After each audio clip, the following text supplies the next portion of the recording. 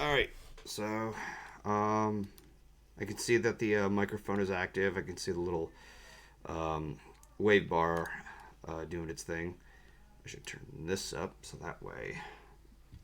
I was at the volume mixer.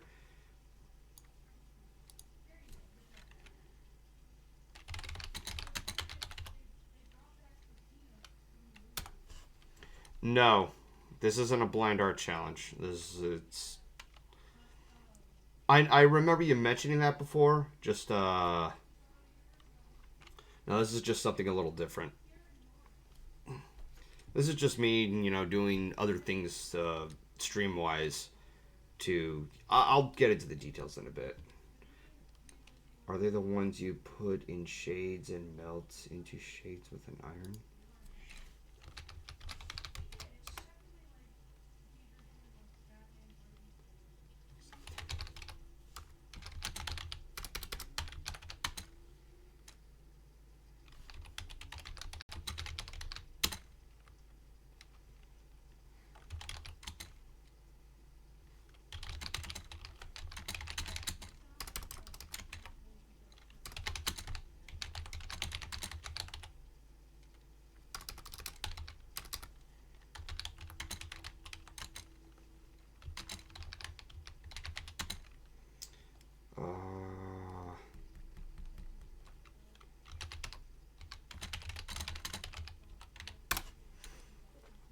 Alright. I'm just going to go ahead and get it started. If I can find the... Where's that? There it is. Alright.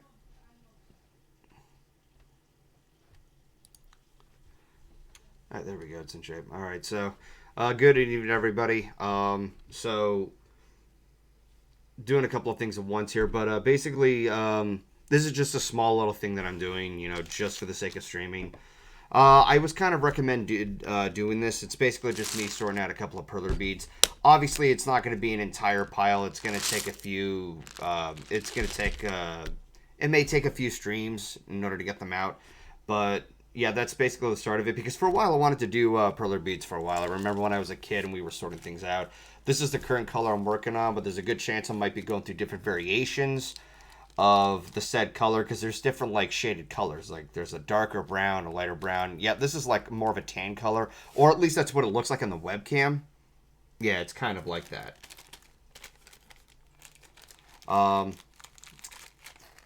Trying to think of what else to say while I'm trying to see what somebody else's messaging be and everything. But yeah, 2,000 years later. Oh God, wow, Jedi Padawan. You have quite the sense of humor right there. So I only have 2 bowls right here. I should have gotten more. I'll probably use an alternative. I'm going to take these guitar picks without dropping one. And put them into a safe location so that way it should be a little easier. So, yeah. Get this dust off. Jesus Christ. There's a lot of things I got to do to clean up the desk. So, that's the short story of it. Nothing too big or fancy. This is just me interacting with you guys and maybe having a call with. I haven't got the call started yet because I wanted to focus on kind of narrating to you guys. Even though I'm multitasking on checking my phone or being a little concerned about it while I'm looking at Discord messages. Because some people are like, wait, what are Perler Beads? I guess some of you probably don't know what that is. So I'll just give you a basic rundown if I could just pull out a few to give an example. So, yeah, there you have it. You probably may have seen these when you were a kid. I remember seeing these when I was a kid. You take all these beads and you put them together. You sort them together on a pallet that has a series of spikes. They all line up. And whenever you're ready, you cover it with some kind of parchment paper. There's already a pre-included thing of this. Bad choice of words here. But it comes with, a preset of parchment paper. But in general, you can just look for parchment paper. And I've seen these used a lot, making video game sprites and such. In fact, there's already a couple of ideas that I had in mind. Does this get your heart beat? What? You know what? I'm just going to stop reading Jedi Padawan's messages, his puns. Because Jesus Christ, it's so distracting. You have a sense of humor, I'll give you that, but Anyway, that's basically the rundown of that. And not to mention, some people have, they've made video game sprites out of it. I've been thinking about doing something along those lines, but as of right now, I went and got myself a bucket of these. I got a couple of those those spike palettes. I'm probably gonna need more of those in order to make bigger pictures, but that's just getting too ahead of the curve right now. So until then, I'm gonna go ahead and just sort out all the colors because for whatever reason, these are not properly organized. They're just a bunch of colors all over the place. God, you could hear all of that. Jesus. You're all... I'm going to stop making puns. Jedi, I'm saying it in a more humorous sense. You can make puns to your heart's content. I mean, I let people donate and make silly messages of puns. Like you heard what happened during the blindfold Mario playthrough. I could just turn this around and turn this into an ASMR. That would drive everybody crazy. Something that would help separate the colors is that I'm using... This is not the best method, but it's the only method that I have. It's basically there's a couple of plastic tweezers that you can get at like a Michael's or something and just sort it out from there. But I'm using these needle pliers or... No, these are just pliers. They're not needle pliers. They do enough of a job to just grab and separate each of them. So... that all being said, I'm going to still work with variations of brown. This is like more of a tan color. I'm going to go ahead and get the call started because I think you guys understand the thing. I wanted to make sure because I have a habit where I don't know when to stop sometimes and overdo. Jedi, you're completely fine. You're completely fine. I was saying that in a more humorous, tongue-in-cheek sort of fashion. Sorry if that sounded a little too mean to you. I didn't mean to do that. Something I wanted to throw in. So... Just for fun, not so much as a goal being... Well, actually, I could set a few little milestones here if anybody's up for it. But, like, whatever it is you guys want me to do, maybe I'll set, like, if I set a certain donation goal, I can make something out of these beads. Even though I have a couple of ideas, there's some that I have to rethink. Because I noticed that there's some things that I want to make that are going to be way too big. And some of which I may need to make smaller versions. Because there's smaller beads. There are, no, literally, as if this wasn't small enough, there are tinier ones called mini beads. And I thought, maybe that could work if I wanted to, because I have some, there's, a bajillion ideas going through my head. But this is just the basic gist of it right now. But if we reach a goal, if we, You didn't sound mean, Golden. I was just wanted to... Yeah, it's okay, Jedi. It's okay. But yeah, that's just a fun idea. If we reach a goal, or if the... blah, blah, blah, blah, blah. What was it? If this current donation goal, if it reaches a certain amount, what would you guys want me to make out of these Perler Beads? And I'd be open to suggestions and ideas for future, art streams or creative hour streams. So, anyways, let's get this call going. So that way I should be seen. Or not. The call roster is needs to be taken care of. Come on, transition over. There we go. Okay, cool. Maybe a sprite of your OC. Okay, that's a start. I need... Actually, let me see if I can try to... I actually had a Tupperware here. Prepare for some noise. Give me 1 second. Gotta be careful here when pouring this stuff. You don't want to spread it everywhere.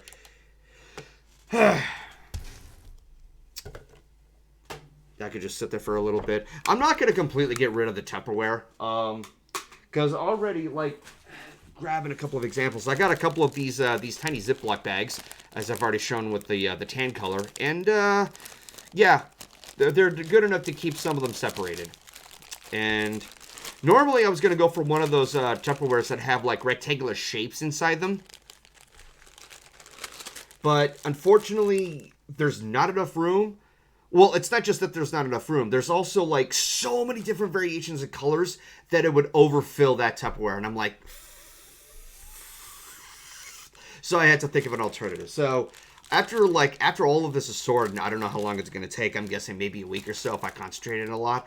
All of them bagged will just stay in the Tupperware. It'll make a good use right there. So, in the meantime, let's get started. I'm going to already work with the... I'm just going to put... this somewhere and help sort out more. So these tan brown colors will just be put here, and just actually I'm gonna use that lid. Hold on 1 second. Come over here. There we go. All right. Just going to scoop it up like this.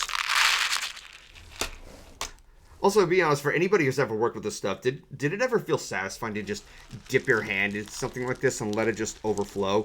Like, it doesn't have to be Perler Beads. Like, maybe it could be sand. It could be something that is also grainy.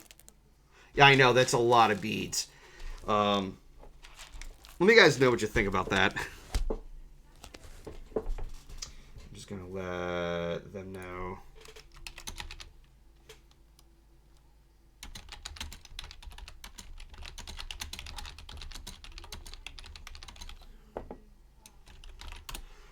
Okay.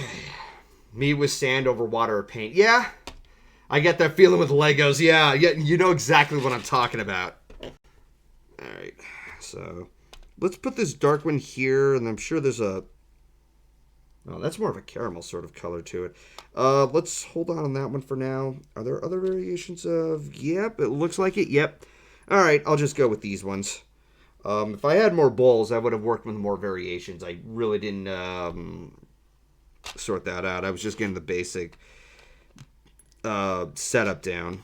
And actually, no, I think this is the darker one. Are these two the same color?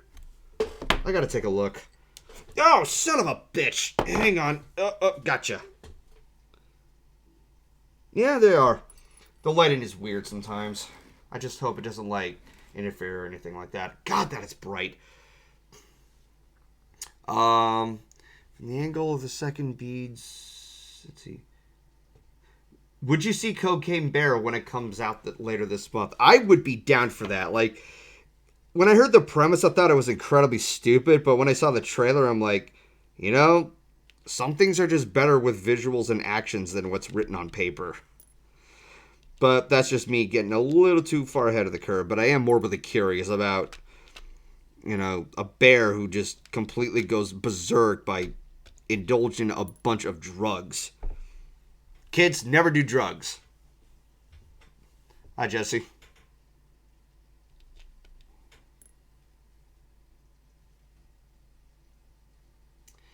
And there's nothing but silence coming out.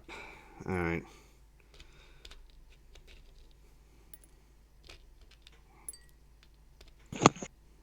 I forgot that I had the mic down.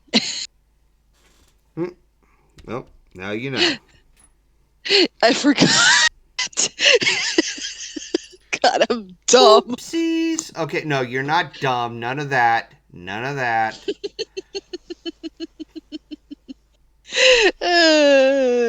I did a derp. Yeah, it's another How have you been, Golden? I've been good. You know what? I'm just going to see if I can find another place to put something for the caramel sort of brown to it. Be right back. Okay.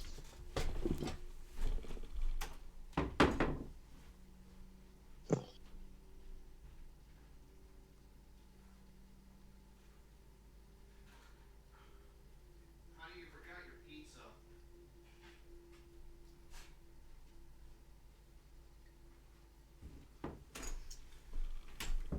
Okay. There. Now to find a place to There we go. put it. Let's put you over here. Let's back this up a bit. And move the keyboard back in just a bit. Alright. Caramel, let's put you... Yeah, this is the caramel one.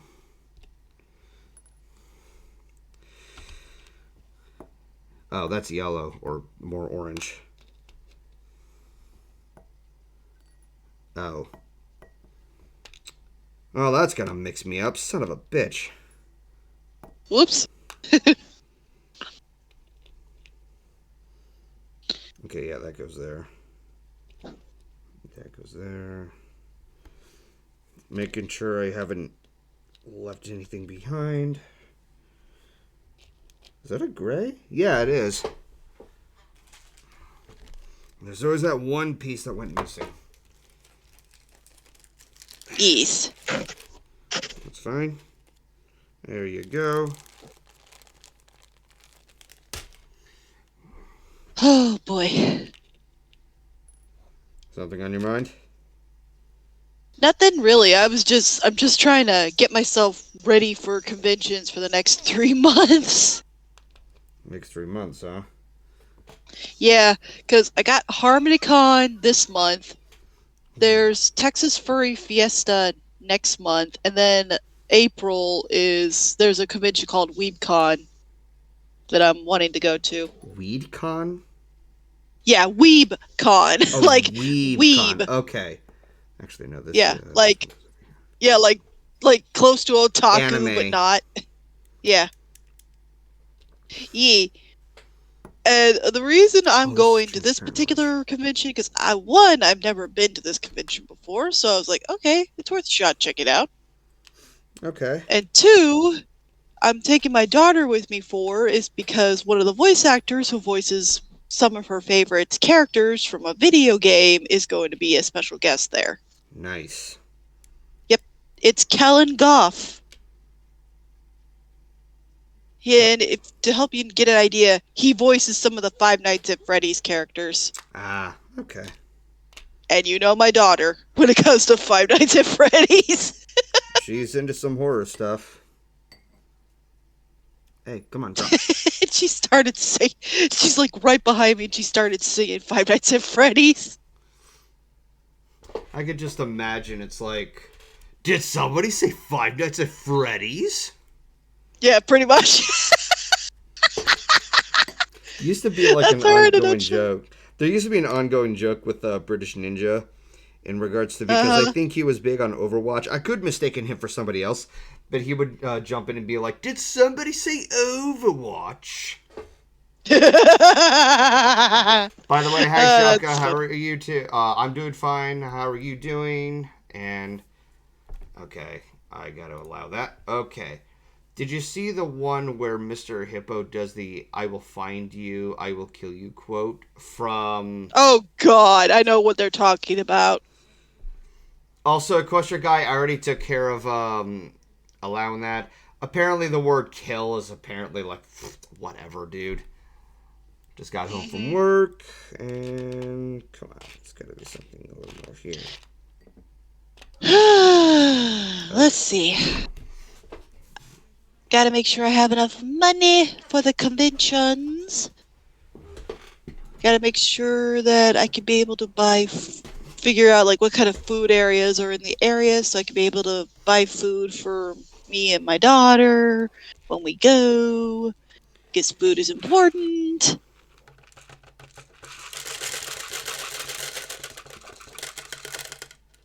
At least for 2 out of the 3 conventions. There we go. And now I'm hearing my daughter watching a video involving Cuphead. Ah, Don't.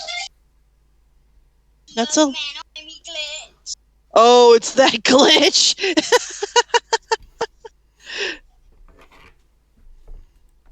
Okay, now I see what you're doing. yeah, there we go. I'm just gonna go ahead and deselect that so that way all those lines will be out of the way, because otherwise they're gonna look very distracting. Yes. Come on, get off. If I had a plastic tweezers, I would have used them. Wait, this one's slightly bigger. Yeah, that's Yeah, slightly bigger. basically, my daughter is watching somebody who Okay, I don't know how much of Cuphead you know, but do you remember that one time where somebody actually created a multi mugman glitch? No, I don't recall.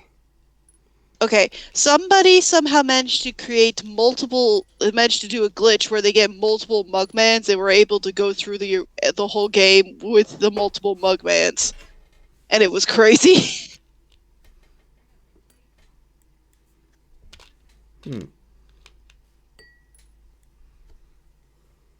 I don't know how that glitch happened, but apparently it happened a long time ago. Is there an alert box? I'm telling that to myself. No. You're Crap. good. Alright, let me fix that. Just see if you could voice any FNAF character. Who would you like? I honestly haven't paid that much attention to Five Nights at Freddy's. I know there's a following on that. Let's see if I can. Honestly, it's really hard to pick which character would be a great voice for me to do, at least. Because there's a few of the female-related characters in the series. Also, hello, who just joined. Hello. Hi, Def. Hello. Hey, What I miss? not much. Okay. We were somebody point out the question of like what voice would we would want from to do for Five Nights at Freddy's. I'm like, it's kind of hard for me because there's a lot of characters that could easily fit that bill. Yeah. What's the first? Oh, this is gonna look awkward. Son of a bitch. Am I able to... Okay, that should work. Alright. I'm gonna go ahead and, I'll just go ahead and put that there.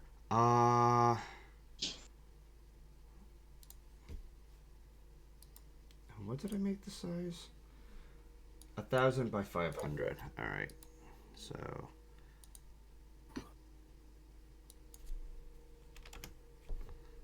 by 500. Alright, that should work. There. Now let's lock it and put it in here. Oh. Yeah. Man, I can barely see the text in the comments. I can barely see them because my screen is... It's okay. That's why you read what just the chat says by being on the Twitch itself. Alright, let's go ahead and transition that over. Yeah, it's fine. Don't worry about it. Don't worry about it. Alright, so now, hopefully, the alert box should work if anybody decides to donate and say a funny thing. Because I know that some of you decided to do that, and I'm all for it. Yeah. It's going to be an interesting highlight reel whenever I get to sorting out the blind playthrough, because good lord. The chat, you guys were wild. Call, I mean. Everyone loved it. Yeah. So, for anybody who just recently joined, this is a bit of a shot in the dark for anybody who decides to donate. Let's say a certain goal is reached. I'll do like a personal request to just like put something together of these Perler Beads. Somebody suggested I would just do a sprite of my OC. I'm like, well, that's kind of a start. It would be a motivation for me to like make more Perler Bead projects. Right. It's like people are doing this because they get paid, and that's just sad. I love Wayne's World. Like, it's so stupid, but it's so clever at the same time. Let's see. What else do I need to get ready for when it comes to the conventions? Money is obviously has to be a thing. Of course. I mean, you've seen the tutorial video, haven't you? Yeah. Gotta remember the 621 rule when it comes to both me and my daughter.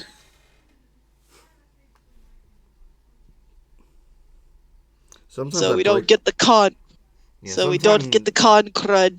Sometimes I like either sleep more or shower more. I don't know, that's just me. Shot to the duck and you're I gotta lower this. I don't need this up anymore. Shot through the dark and you're too late. Isn't it shot through the heart? It is. He's just making a joke. Yeah. Shot through the heart and you're too late. You give love a bad name. So I've been kind of mentioning this for a while. Like I've already mentioned it to a couple of in a couple of streams. I'm one of the few I've mentioned this before. I think hair metal gets way too much hate. It does. It tends to. I don't know why. I know why. because it's not What? aggressive, because it's radio friendly, because it's popish, and it's just a really dumb complaint. It's just, okay, look, I'm not saying that all metal should be the same, like all that, like, what's the term? I know that people identify metal as something more aggressive, and hearing something from hair metal is not necessarily like rah rah motherfucker Tasmanian Devil screaming into the microphone. But not, like, if all metal was like that, there wouldn't be much variety anyway. Yeah, exactly. Because not to mention, and this is something I kind of find amusing, people complain about that, but sometimes when metal bands do soft elements, they tend to be the most popular songs of their catalog. Look at Slipknot. As much as many people love their more intense stuff, what is one of the more popular songs that they have when they actually go soft? Vermilion Part 2, which is literally an acoustic song that they have, and Snuff, which is actually one of the first times I think they got got within the top 40s, because it was not only a semi-heavy song, it was also a very gentle song from their catalog. When they complain about them, I say is don't give a shit. Yeah, you know, if that's true. Actually, there was a band I discovered recently. They've been around for a while, but I had no idea about this until I heard one of their songs. It's called Dirty Honey. And I heard their song Rolling Sevens, and I was shocked. I was like, I'm sorry, this sounds a lot like Robert Plant, and I meant that in a good way. And it's like, wow, this is a band who likes to bring out the old sound and such. And what do I read in the comments? Oh, these guys are wannabes. They want to be Aerosmith. They want to be Led Zeppelin. Let them have their fun. Jesus Christ. Wow. It's so annoying when people do that. Yeah, it's just, like, I've already, like, I'm teaching myself to stop taking these comments seriously. Like, it is kind of hard. But, like, there's already a music video by the band called the 1975s called The Sound, and they have these like jump cuts of like wannabes, this is a joke and everything, and it shows the band performing inside like a glass box, and then things start to change where everybody's inside that box, which is a huge metaphor saying you guys are being closed-minded. Oof. Just oof. See, I've always been told that Skillet isn't metal, but I am sorry, they are to me, and it says on the internet that it is metal. Did you look it up? Did you look it up through what's it called? Wikipedia or something? Yeah, Skillet is more Christian metal or Christian rock or something along those lines. I was kind of thinking alternative metal. Like, it's still metal. Like, not alternative metal. Yeah, again, not every metal band is going to resort to, like, Tasmanian, sounding like Taz, screaming random curse words. Exactly. Yeah. Golden, you know that one of the bands that I love, I'll say, doesn't scream sometimes. They sing. And it's pretty damn good when they do it. So, no, metal isn't just screaming sometimes. It's just a part that's utilized a lot. There's this one singer on YouTube who kind of does metal-related music, but not all the time. And this is someone that everybody knows, DA Games. Oh yeah, no, he does. Chrissy works for the channel. Yeah, he's well known of doing a lot of metal-related work, but that doesn't mean that he's 100% that hardcore when it comes to metal. He does have his moments. He has a mixture of some like heavy tones, along with some more techno inspired elements to it. Yeah, and that's what I like about him. That's like his work. I like his work a lot, and it's always fresh and new. Yeah. It's not always the same thing. Another example that comes to mind is the Swedish band Opeth. They do screaming, but one of the things that they're really damn good at is having clean singing vocals. They don't scream all the time. And in fact, one of the popular records that they did in 2003 was a literal throwback to 70s, 80s prog rock, where they literally just sang for the entire record. Although, in recent years, they've actually stepped away from the death metal scene and have just started doing what detractors call just rehashing 70s prog rock, which I may not be a big fan of. I feel it's kind of overstayed its welcome. It has some good elements. I think it has one of the better musical tropes that they've ever done in their music. So People are just being picky for the sake of being picky.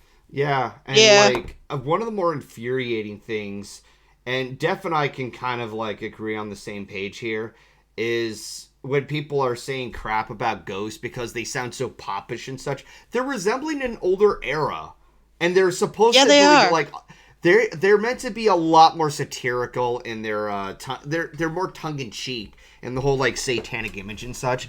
And I'm willing to bet you there's those people who are like taking this whole satanic thing seriously just off of Ghost.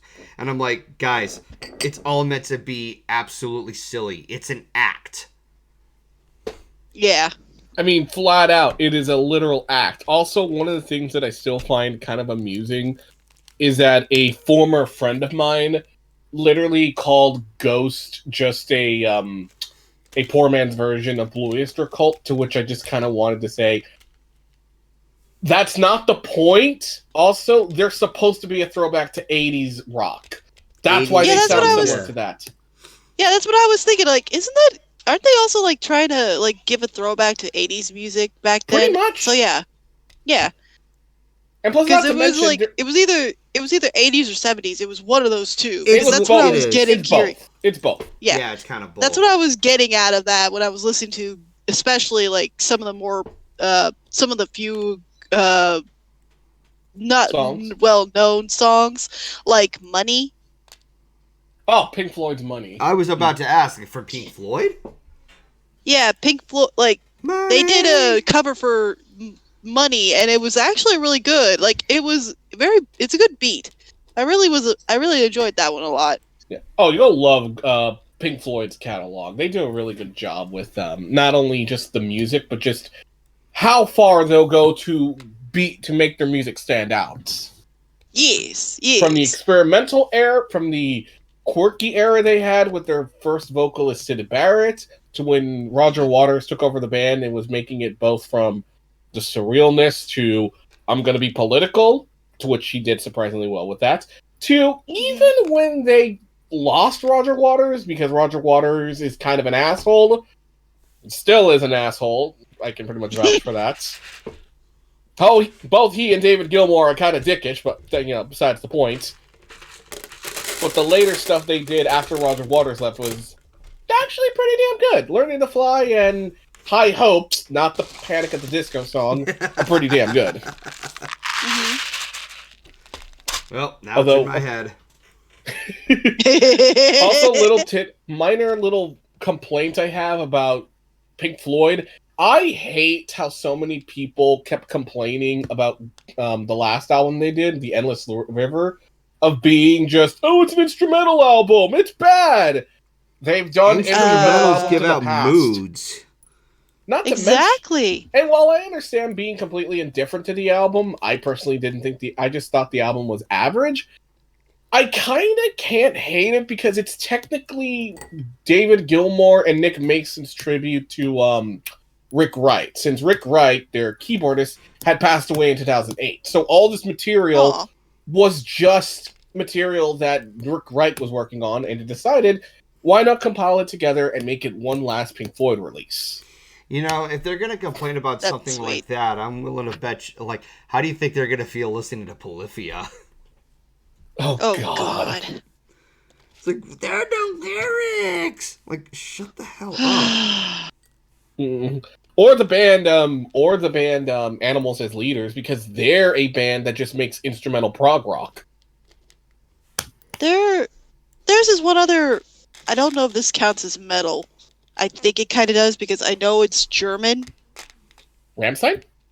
Yes. Yeah, they're kind of new metal or industrial metal, something like They're that. kind of Yeah. industrial metal, although apparently they're called, I think, dance. Because literally their music has such electronic elements that it makes it kind of cool. But some people do consider Rammstein to be metal simply because of how intense their music is. Yeah. Dude. Like America. America's one of the examples. Dude. America loves the shit out of Rammstein. I mean, can you blame them? Their riffs I are can't catchy as hell. Their riffs are catchy as hell. All the members are best friends, like literal best friends. They pretty much have stated that if one of them leaves, the band will be over, and they would never want to continue the band without one another. Yeah, And- oh, royalty together. Yeah. Imagine that. Yeah, who'd have thunk? And We are living just in the fact America. that their performances are so fucking intense. I mean, what kind of... They literally have one of the most intense pyrotechnics I've ever seen for any fucking live performance. I haven't seen a band be that completely intense since maybe Daft Punk, and technically K-pop bands. But then again, K-pop bands always have to be, you know, theatrical. Yeah, well, theatrical in a sense. Rammstein is just completely insane, considering all their performances have to feature Oh, you know what? That pyrotechnics. better. Oh, and there's also the fact that Till Lindemann, the vocalist, actually had a hole drilled in his cheek so that he could have a little light put in there. Ow! So when he sings, What? yeah, he did that. What? Okay, that's way too much for me. Trust me, they'll literally do anything for their art. That sounds like that one singer. Who was it? That ate a bat. Oh, Ozzy Osbourne. To be fair, when it comes to that incident with the bat, that was accidental. Ozzy did not know that the bat was real. He thought it was fake. Yeah, he thought it was a prop. Yeah, I remember. And so he didn't realize it until too late when he ended up ripping its head off and going, "Oh God, it's blood! It's real!" Actually, at one point, he did the same thing to a pigeon. Yeah, I remembered that. I was like, why would you do that? I could just hear Peter screaming in horror. Ozzy is completely insane, but I love him. You know, there's a few bands that I would love to see the concerts for. And there's a lot of people that would question me because of it. Because of obvious reasons. Shit. Which is? Voltaire. Voltaire is just fun. Yeah, I've been wanting to check out one of his concerts. And I'm like, because I do like some of his music. But I remember one time when I was younger, like it was after high school, I went to this one college long ago, and I was just listening to some of their music, and this one rando student just said, "Why are you playing that? You know that's not Christian." I'm like, I don't care. Who the fuck cares? Good God! If it's not Christian, it doesn't really matter. Shut the fuck up. Who cares? Literally, Exactly. like, you know, it's stuff like this. You wonder why people are atheists because, good Lord, dude, it just Also, it gives Christianity a bad name. They're using it the wrong way. Oh yeah, if you do this, you're going to hell. If you do that, you're going to hell. You know, I might as well go like an effing legend and just do everything that people would just presume where I'm going to hell. You listen to rock and metal, you go to hell. Yeah, I'm like, okay, if this is the thing. Hold the. I know for a fact. I'm gonna heat up some pizza. Oh. You want some? Sure, thank you. One slice or two? 2. Okay. oh my God! Going good. Looking for any other. Yes! I knew it! Wait, what? Why are they freaking out? What? It's organizing like beads. Sorry, my favorite YouTuber finally did a video on Skinamarink. Oh, okay. Oh, nice. When the dude did a video on Skinamarink. Ah! What's up? Okay, calm down, honey bunny. I'm okay. Random child alert. Oh, it's purple. Brown. Oh, honey, don't make a mess. Holy shit, 50 minutes. Okay, honey. Honey, get up, please. Get up, you it's silly a goose. child. It's gross. Yes, you can. Oh my God. I'm sending Golden this video so we can watch it later. Anyways, you can turn it down if you want pizza. And I apologize for the rando child in the background. And okay. It's okay. It's been a while since you heard from her. Skinamarink Explained, a forgotten nightmare. Yep, Wendigoon just finally did the video, because he actually mentioned a while back that he did a stream where he watched the video, where he watched the entire movie. Okay, honey, don't. I do hear a lot of like. I'm not going to talk too much about it, but it has a very divisive reception, and I can understand why. Because the Don't movie worry about it, kiddo. slow, Now, shoo. and it doesn't make sense to some people, and it's going to frustrate them rather than let their imagination take hold of them. So I think it's just made with I would say an acquired taste. That if you don't have it, that's fine. It's based on personal experiences. Yeah, that's pretty much something I can kind of agree with. Like, I understand. Like, I've seen that some people didn't like it. I know that some were very split because it felt like nothing happened. Some people thought it was a little bit too long.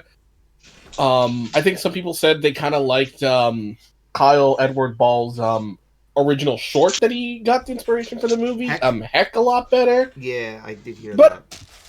But again, it's just all really down to preference. At the end of the day. Yeah. And for some like myself and you, like we enjoyed Skinamarink for the ambition that it was aiming for. Do you have Tylenol? Yeah. It should Yeah. be. Or is it in the bathroom? Maybe it's in the bathroom. Otherwise, it could be on the kitchen counter. It's technically also one of the reasons I kind of don't want to show it to Wolfhead because I feel like he'd just be very bored with it. Because like he does. I was just gonna say, he does like some of the movies I've shown him that are very odd and weird like this, but I think this would probably be one of the more, one of the less interesting ones for him. Again, because literally the entire movie is static shots, in essence. I mean, you do have to be very, very patient. Yeah. Yeah. Oh, thank you, honey. No problem. All I know is that Proto and Ryza were terrified of it. Dude, we were all terrified of it. I don't know. Hold on. I gotta finish off this bite here. Try not to spoil anything. We were beyond confused and terrified at the end of the film. And a certain toy made us all jump out in terror. Like, what the fuck? Wait, what movie? What movie is this? I will never look at Fisher-Price phones out the same way ever again. Okay, so Jesse, here's basically the plot of Skinamarink.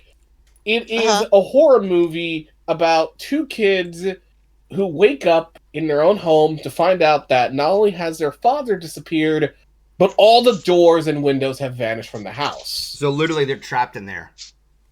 And as they're trying to more or less kind of adapt to this, because, they're just little kids, it's pretty clear that there's something in the house with them, too. Oh, joy. If I had to describe Skinamarink as anything, it is pretty much a nightmare.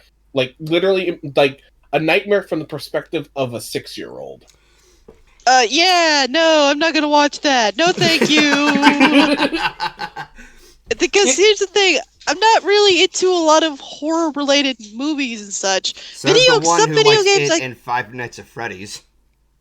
Okay, there are some levels of horror I could tolerate, but if it's to that extreme, I probably would have a hard time watching it because I'm very skittish. Well, the funny thing is that in most of my years, there's a certain title that comes out, and people are like, some people tell me this movie's gonna terrify you. You're gonna get nightmares from this. Like, legit, I watched The Exorcist from 1973. I was bored as hell, and I was not scared at all. Like, I can admit it had a good atmosphere, it had a good build-up, but good lord, there was way too much talking. To be fair, there's some stuff that even my mom would not even sit down to go through, because she doesn't show it, but she does have moments where she does get scared of some things. Like, okay, big example. I don't remember the title of this book. My mom will have to clarify for me. But it was one of Stephen King's short books, like one of his short stories. Mm-hmm. Mm-hmm. And basically, it was about these aliens that somehow managed to land on Earth and hid themselves in they were like alien slime. Uh-huh. And they basically were like, and they somehow hid themselves inside a beer can. and the dude went to drink, and this random dude went to drink the beer can, and the alien slave controlled the guy. I think you're talking about Dreamcatcher. I don't think that's Dreamcatcher, because that was one of the short stories. I mean, Dreamcatcher could have been a short story because some of the adaptations to Stephen King's work weren't usually based off of like his full-length novels. Like case in point, 1408 was actually a short story and not a full-length book. And I fucking love 1408. That's a really good horror movie. But yeah, that short story is the reason why my mom could never drink a full can of soda or like a full can of beer because of that book, because of that story. I'm like, poor mom. I can sort of relate to her because for me, and this is kind of personal. When I was really young, I ended up developing a fear of being alone in the shower for one reason. I ended up seeing... Huh? No, not Psycho. Okay. When I lived in Mexico with my family, we ended up watching a horror movie called Dark Water from Japan. In that movie... Oh, no! I know what you're talking about! Yep, in that movie, pretty much it revolves around a divorced mother trying to take care of her daughter trying to make the best out of a bad situation. And so they move into this very decrepit but manageably living apartment where it's revealed that there is possibly a ghost haunting the top floor. And she's connected to the water of the building. Yeah. That I remember. The scene at the ending and the scene in the bathroom traumatized me so much that I pretty much refused to be alone in the shower for about maybe 2 years. I had to keep the door open all the time. I understand the feeling. I got over it now, and I'm happy, and obviously I kind of remembered, okay, this is just a movie. But that movie left me traumatized for a long time. Although the only upside is it made me realize that Japan has some of the best damn horror movies out there. I mean, you're not wrong. There's this one other story that I remember, like this one movie. My sister went to watch. I didn't bother watching it because I didn't want to watch something that was obviously a horror movie at the time. But my sister made the mistake of watching it. I forget the name of the movie, but it was about an evil tooth fairy. Oh, Darkness Falls. Yeah, I think that's the one, yeah. After seeing that movie, my sister slept in my mom's bedroom for how long, Mom? I know it was like about almost a month, maybe 2, and she could not get over that thought. I mean, I'm like, it's a very creepy movie, and I know that there's some people out there. I remember Phalis did a negative review of Darkness Falls. But I still find the entire aspect of that film terrifying because it's literally about a vengeful spirit tormenting a town and yet still doing the whole, I'm going to take away a tooth of yours and give it a coin. But just don't look at my face or else I'll kill you. Yeah. Darkness Falls was honestly very underrated. It has its flaws, but not to the point where I think it's like a genuinely terrible movie. Oh, no.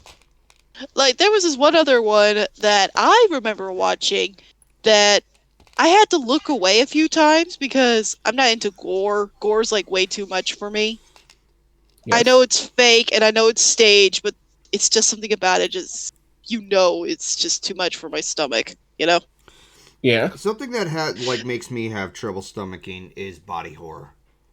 Oh yeah, I can understand body horror because it's something. Because Wendigoon said it best in one video where he said that while many people tend to associate body horror with just how much you can pretty much hurt your body, one thing that's actually kind of terrifying is how far could something look less human as the movie progresses. Well, it also doesn't help that I'm somebody who is a hypochondriac. I can sort of understand that, which is one of the reasons that I think that if all of us were to do a horror movie night, I wouldn't recommend The Fly. I actually did watch The Fly, and it was very disgusting. Like, it has its cultural impact and everything. I couldn't sit and watch that. For a second, I remember my mom watching that. For a second, I thought you were gonna mention what is that series called? Chernobyl. Saw? Which one? Chernobyl. Smallville? Oh, Chernobyl. Chernobyl? Chernobyl is. I mean, Chernobyl obviously because radiation turns the body into gelatin. But The Fly seems to be the one that I remember the most because of not only the impact, but just because I genuinely really love the Fly movie, and not because it's a body horror movie, but just the storyline and the whole implications of it. Because on one hand, some people can look at it and be like, "Oh God, he's becoming a fly. His body's literally melting to pieces." But you can also see it as an allegory for AIDS or illness or even aging. Well, The Fly was also a remake of a 1950s classic. That too. Yeah. That's what I also. That too. That's another reason why I feel that this is just a sort of controversial hot take. That's why I usually don't have a problem with remakes, because if someone can look at something like The Fly, and even though The Fly was scary back then, scary in the 50s, but it's silly now, they could still do something like Cronenberg did with The Fly. He made it creepy. But at the same time, I do understand why some people hate remakes, because they don't really try to do something like, they Cronenberg. just try to cash off the success, and they just think they don't have to do diddly squat. Exactly. They just remake they just do a shot-by-shot adaptation and think that somehow is what makes it good. Nope. When it doesn't. If you're going to remake something, do something right with it, or do something that makes it appealing to people. If you're going to remake something, especially when it comes to horror, look at the identity of what is it that terrifies the people and try to recreate that experience in a modern standard. If you do just shot for shot, it's not going to do you any favors. That's just going off of a checklist instead of actually doing something to make it work. That's why so many people. That's why so many people hated that 1990s remake of Psycho, because it just wasn't anything new. It was so done by the numbers that it's the movie's invisible, basically. Yeah, it literally just existed just to be oh look, it's a shot-by-shot remake of the original. On one hand, okay, you have some pretty decent actors and some actresses giving an alright performance. But at the same time, why the hell am I going to watch this remake if I can just watch the classic? Yeah, there was no need for a remake in the first place other than just money. Yeah, not to mention there was a. Yeah. I was just gonna add by saying there's one example of a remake that is in the horror. I haven't seen it, but I've heard from some people that it is meh when it comes to being a remake. Which is Pet Sematary. Okay, so the Pet Sematary remake, because I saw it for my birthday in I think 2019. It was actually pretty okay. I wouldn't say it was better than the original, right? Because I'm going to give a little bit of spoilers about the remake of Pet Sematary, because I don't think a lot of people are going to see it. But basically, what they tried to do with the remake was that instead of Gage getting killed in the first Pet Sematary in the movie, it's the daughter that gets killed. And I thought, that's okay, this is going to be a very interesting twist. But at the same time, they technically don't do anything with it. No. It literally feels like they just simply decided to switch the characters and call it a day. The one thing I will give praise for is that they do show the horrifying reaction about what happens when you pretty much bring someone back to life and you know for a fact they're not themselves. Yeah. That part did actually creep me out. And there's a particular scene in the movie where, the dad watches his daughter, whom, may I remind you, he literally brought back to life at the cemetery, and she's doing a little dance, and then she starts destroying the living room, and as he starts yelling at her to stop, she turns back and growls at him, which makes it clear right then and there, that's not his daughter. That is something else in her body. Yep. Yeah. The movie itself was fine, but it didn't really push anything new into the category. Yeah. And I feel like that's what really let it down. Yeah, basically the execution was per poor. se. I guess. Like, Yeah, it they was could very have done something poor. good with it, because, like I said before, the remake had surprisingly good elements, and it had a very great cast. It had a good atmosphere. It had a very, it definitely was trying to establish its own identity, but then they just sort of like gave up halfway. Yeah, it's a different case scenario when it came to the It remakes. Like the first It movie was I loved it. incredible. It was Oh great. yeah, it was incredible. It was great. However, when it came to the second movie at the end, especially, I know a lot of people were like having their own takes about it. Is like, you don't see the obvious. You forget what the whole point of the book was supposed to be about, right? Pretty much. I guess these people just sort of want. I guess the reason why some people complained about the ending was by the execution, at least with one of the characters. I'm not going to say which one it is, but that obviousness to it. But I didn't mind that aspect. I felt like there was a little bit more of a bittersweet aspect of it. And not to mention, I feel like the situation, like considering the situation they were in, I feel like that character had no choice to do what he did. Oh yeah, no, I get it, because I've seen that. I've seen the whole movie. I've seen both movies, and I'm like, okay, kudos for trying something a little different comparison to the mini series, which that was different on its comparison to the book. Well, the problem with the miniseries was that they only how many episodes did the miniseries have? Like 3, right?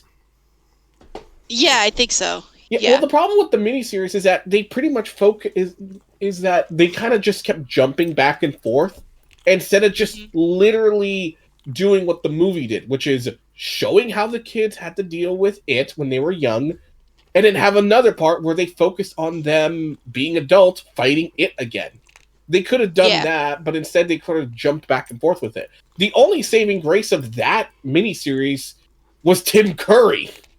And having some genuinely creepy moments, especially for a 90s miniseries. But Tim Curry pretty much saved the miniseries. Oh, yeah. That's pretty much the only thing. But when it came to the remake, people were like, okay, how are they going to pull this off? How are they going to be able to make it scary? Easy. Literally hold nothing back. I mean... Exactly. When I heard of the remake, I kept going, okay, if they're going to do something really scary with it, are they going to do what I think they're going to do? Cue me going with my family and with my sisters and a couple of my friends to watch it. And when I see the beginning with Georgie and the aftermath of it, I literally had my jaw drop going, they actually did it. They actually did that. Yes. I remember when I saw that scene, I was like, oh my god, they actually went there. And the thing is, I don't like seeing kids hurt in movies because it's a little pet peeve of mine. Because for me, if you're gonna put a kid getting hurt in a movie, you have to make it, you have to pretty much do something with it. You can't just simply put it there for shock value, which is why I hate Mother 2017, because it did something with that, and I really hate the movie for that reason. But with the It movie, they did that, and it actually had weight. It actually felt horrifying because you're seeing a young boy hurt, and on the other hand, it's a fucking nightmare horror movie because a monster did this. Yeah, I think I try to remember the whole I'm trying to remember the majority of it because it's been a while. I might have to go back and rewatch it because I like it that much. Oh man, I loved the first part of it. I wasn't too big on the second one because I felt that, compared to how great the first one is, the second one just felt like it felt underwhelming, and it felt like there were so many ideas that they could have done, and it just felt like all that was just hype. Like, the way it was marketed, it looked like it was going to be something bigger, but the movie was a different result. It's not a bad movie. Yeah, I would have to spoil the movie in order to explain it. But I've seen much worse movies out there. Yeah, it's not terrible. I think it's still a pretty damn good movie, but comparing that to the first one, it's just the fear factor kind of went down after the first movie. Yeah, it just didn't have the same, like, uncomfortable spook factor that the It didn't original have did. this. Yeah, it didn't have the same impact as the first one. Yeah, it just was like, oh, look, Pennywise is being creepy. Bye! Yeah. Yeah, they did more like the movie did more questionable things instead of like actually doing something unsettling. Like I'm not saying the movie's bad. I'm just like, you know, you could have done a lot with it. Yeah, Though, I think there was also a little... I was just going to add by saying, when it came to the ending of the second one, I was like, you know, this is poetically ironic. Yeah. When you stop and think about it. Because, like, the whole time, Pennywise controlled the city with the iron fist, literally. And there are people who couldn't do anything about it. They would either have forgotten about him, or they're considered helpless. They're under his control. Ironic that it took adults that were once kids that he tortured to torture him back. And I think that's very poetic, especially, like, when even he, pathetically, mind you, like, has to accept that. I think that's actually a really good way to handle it.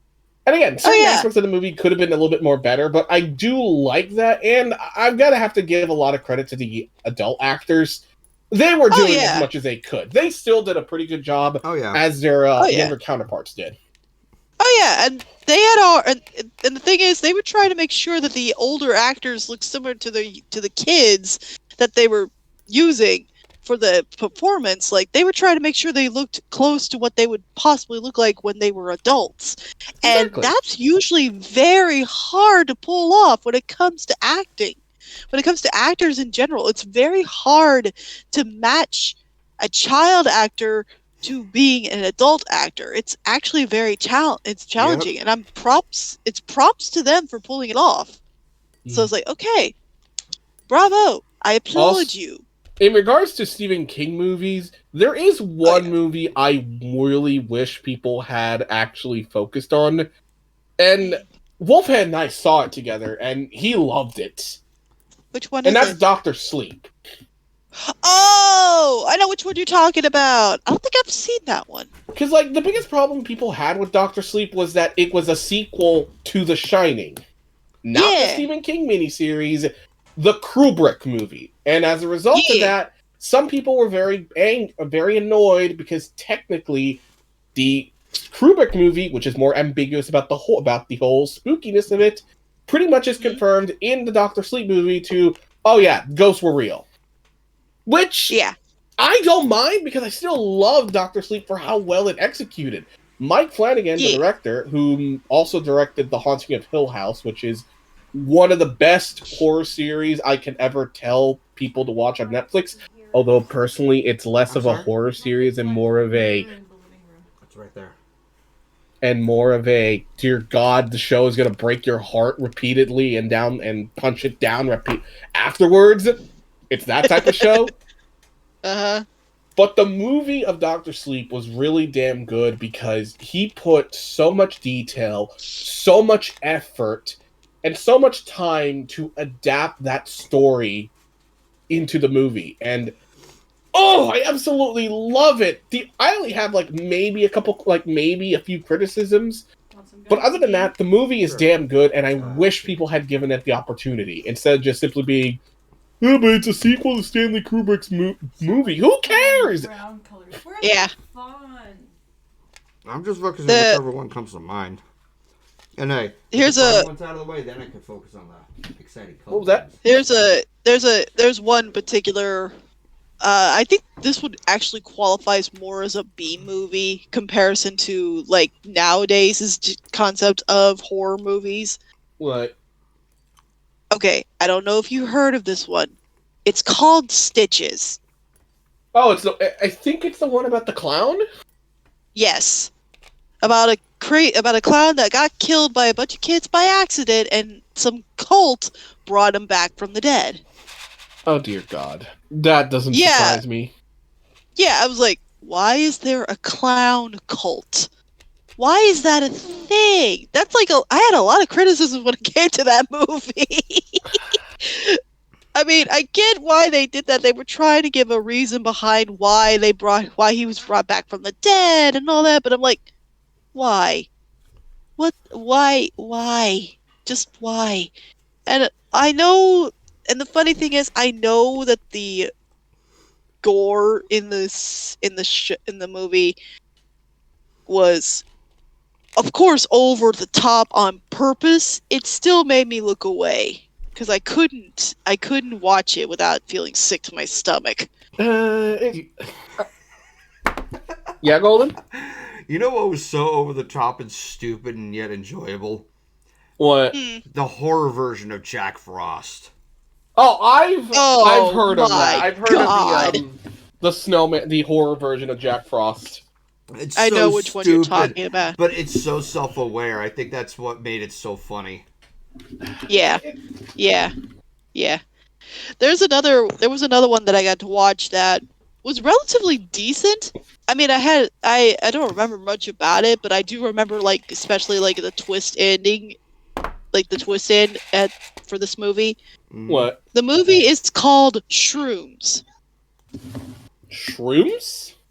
Yeah, shrooms, like mushrooms. Is it a horror movie about getting high and something like that? It sort of is, yes.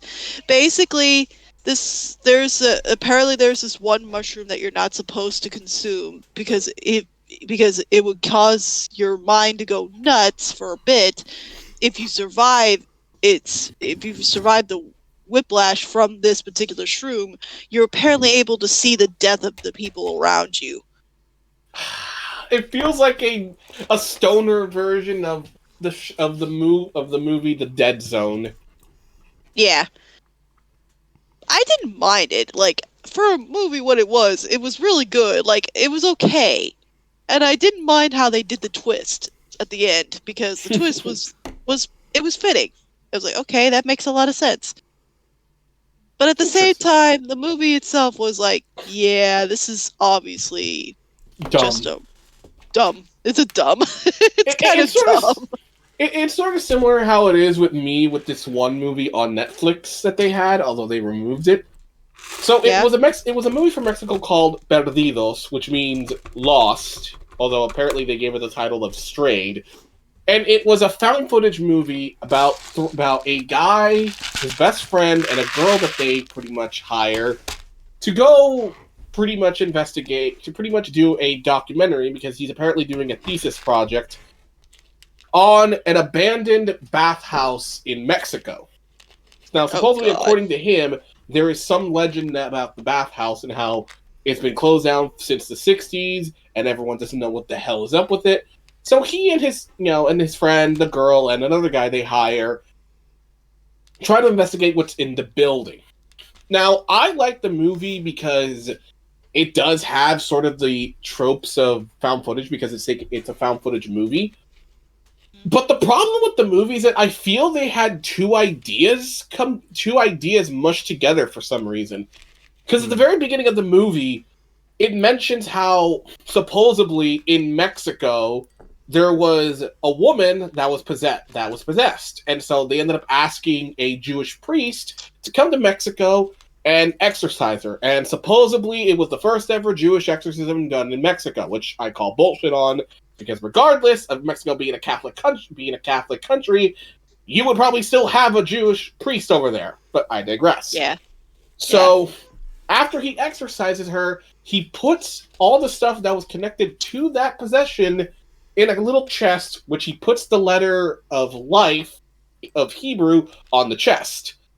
This does not come out in the entire movie. You think that the characters would probably mention it at some point, or like some sort of urban legend about it, but no, they don't bring it up at all. The only time that plot point is referenced is midway near the end, when the other character who had been doing like EVPs goes into the bathroom that was locked up one of the bathrooms that was locked up, and he finds that little chest and opens it.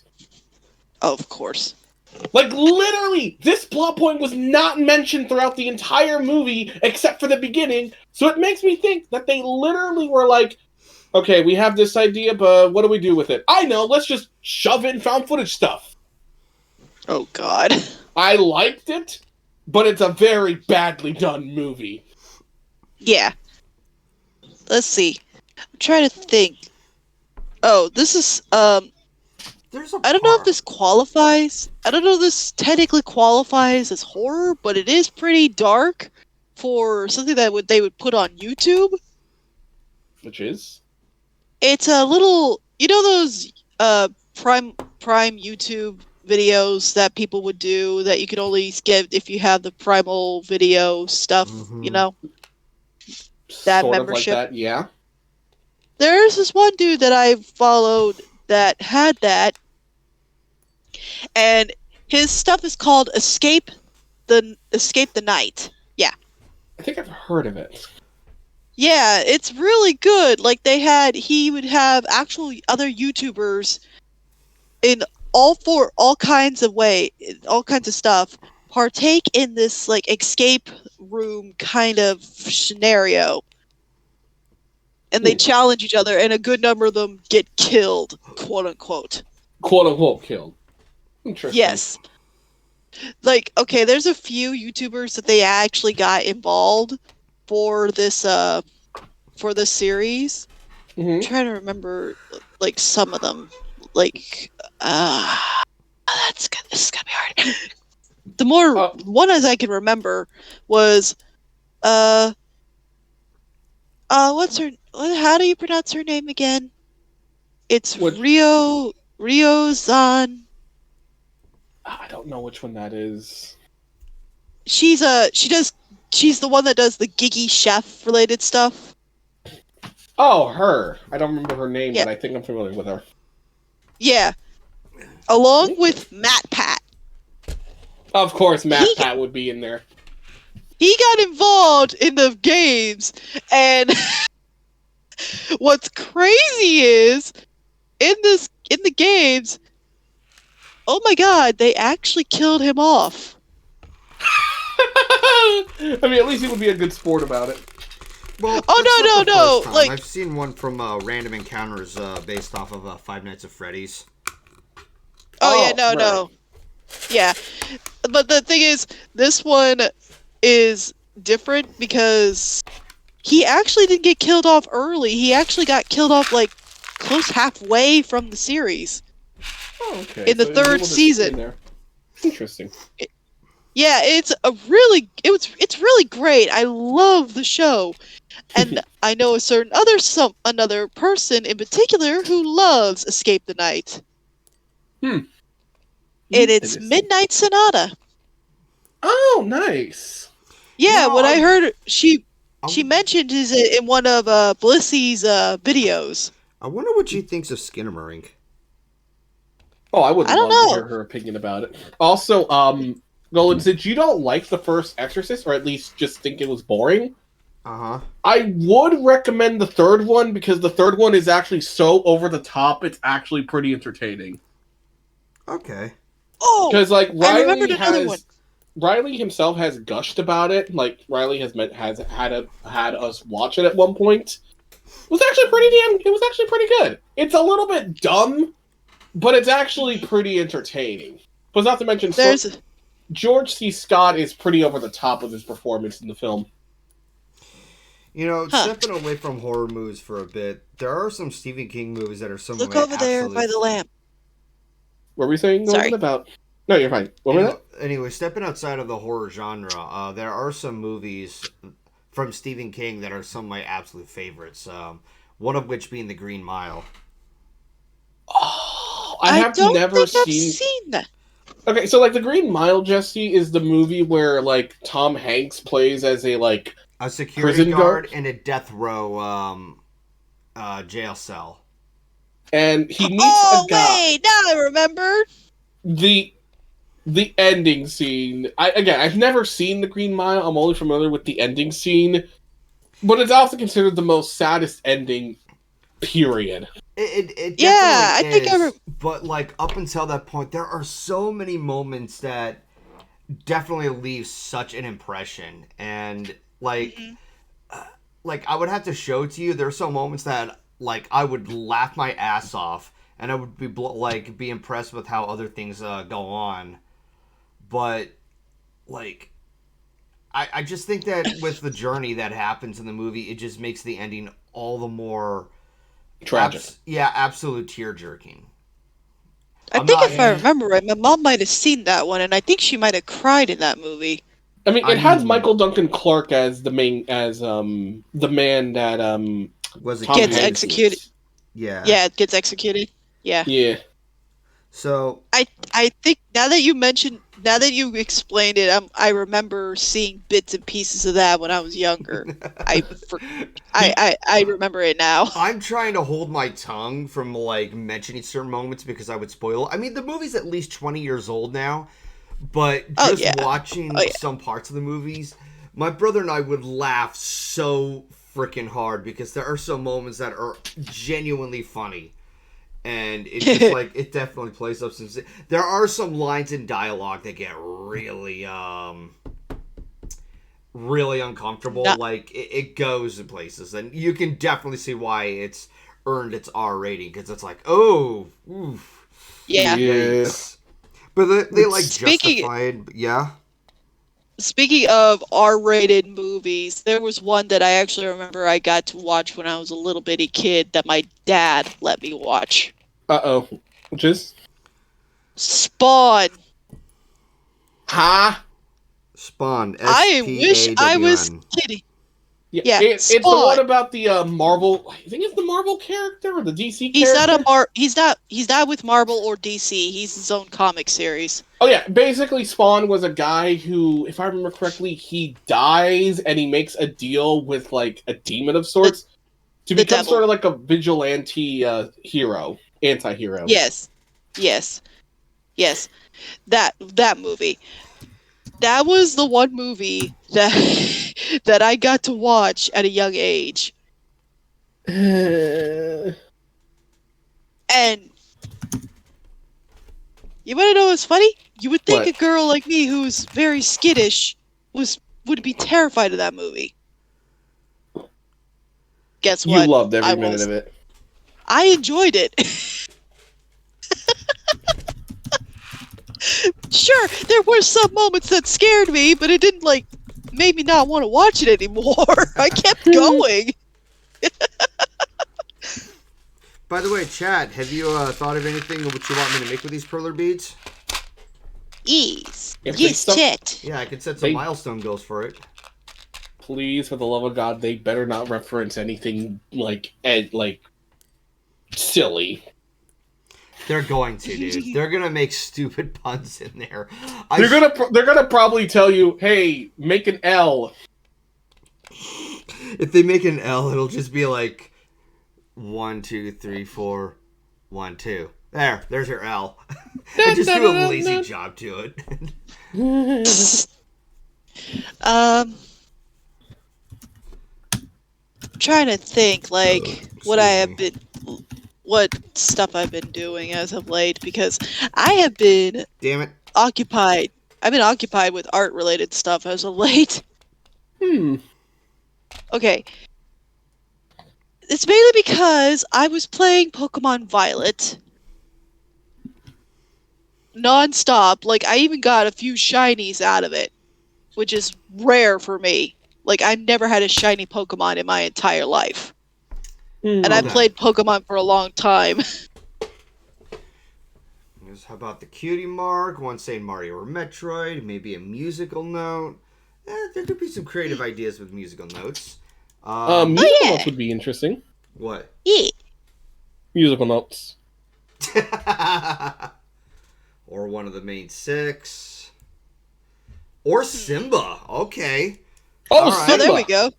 There we go. There's a good one. All right. Simba.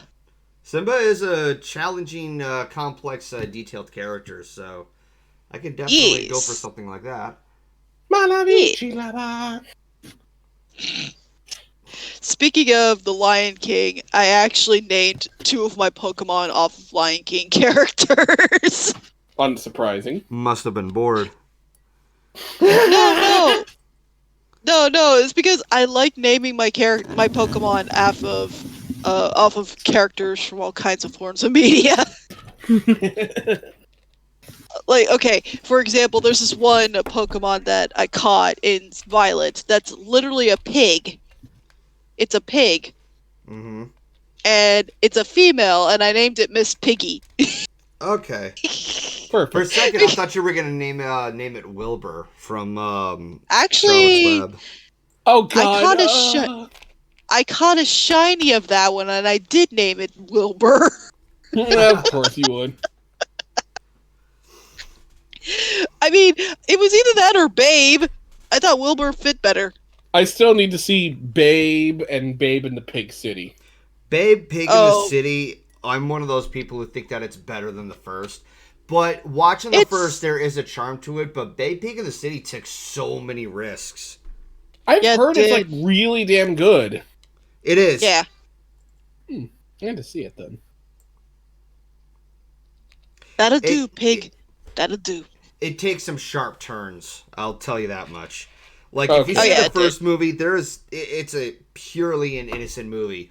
Babe Pig in the City is the complete opposite. Like, it hits puberty like a brick. Yes, it did. Jeez. Let's see. What other Pokemon have I named off of some characters? Okay, Mom. I'll try. What other character? I'll have to look back. I did name one of my Pokemon after Applejack. Good. Applebutt! And here's the thing. This Pokemon is actually a tank in my team. I mean, AJ is kind of a tank. Okay, so chat. At 50, I'll do Simba. Let's open slots for 100, 150, and 200. They'll be slightly more complex. Yeah. Unless there's something you guys want, something that's, that would look simpler to be like, you know what, I'm just going to switch that around. Yeah. Yeah, that'll work. Oh, that's a purple. But yeah. The Pokemon that I named Applejack is called a Mudsdale. Interesting. It is a ground type Pokemon that basically looks like, okay, one of the big horses, one of those big draft horses, something like that? Yes. One of those big ones? It looks similar to that. Okay. It's an amazing Pokemon. It has one of its abilities that it has, it's called Stamina. Basically what it does is every time it gets hit, the defense goes up. So it can literally take a hit and keep going. Because it's got a pretty good amount of HP, and its rest of its stats is very balanced. The fact that it has this ability really helps to make it more like a tank. It's more of a hard hitter. Okay. So it knows a lot of good attacks. Like it knows some rock move, it knows a rock attack, like Stone Edge, it knows Earthquake. At least mine it does. I also taught it Iron Head. And close combat. Like I taught it a few of those handy moves. Because because I knew for a fact that no matter how many times it would have gotten hit, defense will start going up and up and up, so it could take a hit. Okay. So yeah, it's one of the few Pokemon I love to pieces. I normally don't pick favorites when it comes to Pokemon, but that Pokemon is definitely in my favorites. For not just for competitional. But it is one of those few Pokemon people use for competitional, competitive battles. Okay. But trying to think of some other ones that I caught. I'm trying to fill the Pokedex so I can be able to successfully get more shinies faster.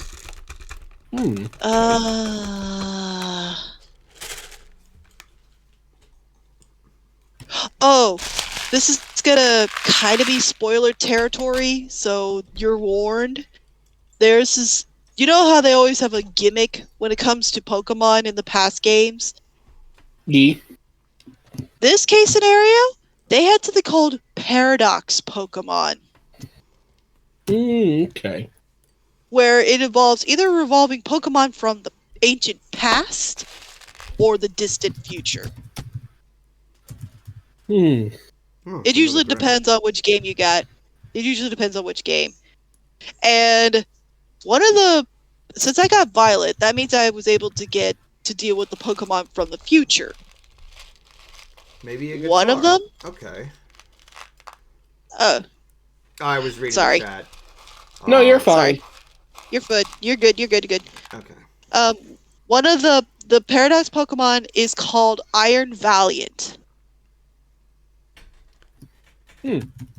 And it is literally a fusion Pokemon of two particular Pokemon. Because of the way it looks. Because of the way it looks like a fusion of Gardevoir and Gallade. And I'm like, oh my god, I want this Pokemon! I got a little excited when I saw it. I think I missed it right But there. I will not deny you're not getting away. the past Paradox Pokemon scare me. Like, one of them is literally called Screaming Tail, and it's a Jigglypuff, a prehistoric Jigglypuff. Oh boy. And this thing has teeth. It has fangs. I'm like, why does Jigglypuff have fangs? That sounds like nightmare fuel. Thank you. Thank you. And here's the thing. Okay, J-Rog, he likes to tease me with this Pokemon. It's like, but it's your friend. She wants to give you a hug. When doesn't Drog ever, like... Troll. Yeah, or just... Like, literally, in my server, he likes to post a lot of TikTok videos where guys are cooking outdoors, and the things that they make are so appetizing, it's an absolute cock tease to watch. I know. But they're so well edited, and it's like, oh, that looks so good. I know. But yeah, he likes to tease me with that Pokemon. I'm like, you are evil! But there's another one from the prehistoric times that I'm still uneasy about. It is literally a prehistoric version of Among Us. God damn it. And the thing is, this thing looks like a legit dinosaur.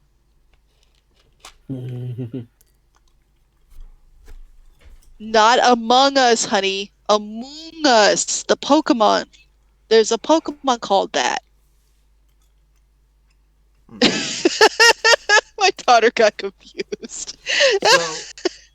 So, damn it, I just had a brain fart. No! I was going to say something, but then I completely zoned out. Damn it, what was it? Take your time. Fuck. Alright. Maybe I'll just occupy the chat for just a little bit. Okay. So let's say guitar-wise, maybe I could do a Les Paul or something. Like, I could do something like that. Because, if you guys don't know what models that is, I'll do a Google search, I'll get an idea. Let's just say it's the guitar that Slash plays from Guns N' Roses. If anybody... Ooh. It's a very pretty guitar. It sounds like it'll be pretty to see. Yeah, you know what? That sounds easier to do than Simba, so I'll just put that as a $50 milestone. So at 50, I'll start putting together a guitar model of the Les Paul. At 100, I'll do Simba. Let's say a more complex picture would suffice for like a higher number. How does that sound, Chad? I like it. There's like a single butt joke. I liked those. Let's see. What other one? Oh, there's even one of the prehistoric Pokemon that they chose was Salamence. Now I remember what I And was going to say. Go ahead. No, go ahead. You go first. What were you going to say? Okay, so now I remember what I was going to say earlier. I've learned a very important lesson. Twice, don't ever reveal your weakness. The first one, some of you may have seen it already. I hated the song Barbie Girl, and Kichi decides to come in, pull out her phone, play Barbie Girl behind me. I remember. Yes, the second time, I was talking to Chrissy about things of what pisses me off. I hate seeing children get hurt. I hate seeing dogs get hurt. And the third, watching Ferraris and Lamborghinis get torn apart. Oh no! So you know what she did? She literally looked up YouTube videos and showed cranes grabbing these damaged Ferraris and damaging them even more. I'm like, no! Oh no! And she was That's really terrible. testing me on that one because it's just like, compared to the other two, which I would have a right to be upset about, watching an automobile get torn apart is like, Oh. it's like it's not nearly as important. Well, yeah. But still, oh man, that's torture. So yeah, I think by telling Jesse, I think you telling Drog about that creepy looking Jigglypuff, it's like, oh, he's gonna embrace the hell out of it. Oh, he already does. It's when we were doing a Union Circle one time, and he purposely took that thing out just to tease me. I'm like, you son of a. you little troll! How dare you! How dare you torture me? But what? It just wants to give you a hug. Screw that! I know for a fact it doesn't want to hug me. And the only thing he wants to hug me with is his teeth. Like, he teased me nonstop about it. And the worst case scenario, it's shiny is even more terrifying. Okay, Retro Gamer Kevin. Sorry for the interruption. Retro Gamer Kevin, I think that was a weakness that was already developed while I was already streaming. The drowning music. Like, I'm just playing the first one, and I'm like, oh, that theme. And what does Ellie do? Fucking plays it out loud and, like, gets everybody riled up. I remembered. Well, of course you remember. You probably remember everything from the back of your head. You probably compete with Magical Star. Well, the thing is, I was there when it happened. Yes, Ellie was being a little shit. I'm just playing. All of a She sudden I hear, was, and I was calling her out on it. God damn it, Ellie! And I was like, Ellie, don't do that. No, like Riley comes in, and everybody's anxiety rose over the roof. Rose tenfold. I remember. Oh, I love that moment in the highlight reel. It was the perfect. One that I still love, that I still continue to look back on, is when I'm ending the podcast, and Misty decides for her last words. Misty, you're fucking dead. You're fucking dead. I was so pissed. It's nothing comparison to when Logic kept doing it. Yeah, Logic was encouraging that shit. He was like, shut up! Or like that one time, or like the times where like Wolfhead, every time Logic was discussing something, or like Logic decided he was going to give his 2 cents on anything, Wolfhead would immediately pull out the Wii shop music. Bum, bum, oh yeah. Bum, bum, bum, bum. Yeah. No, it wasn't that. Yeah. It was the.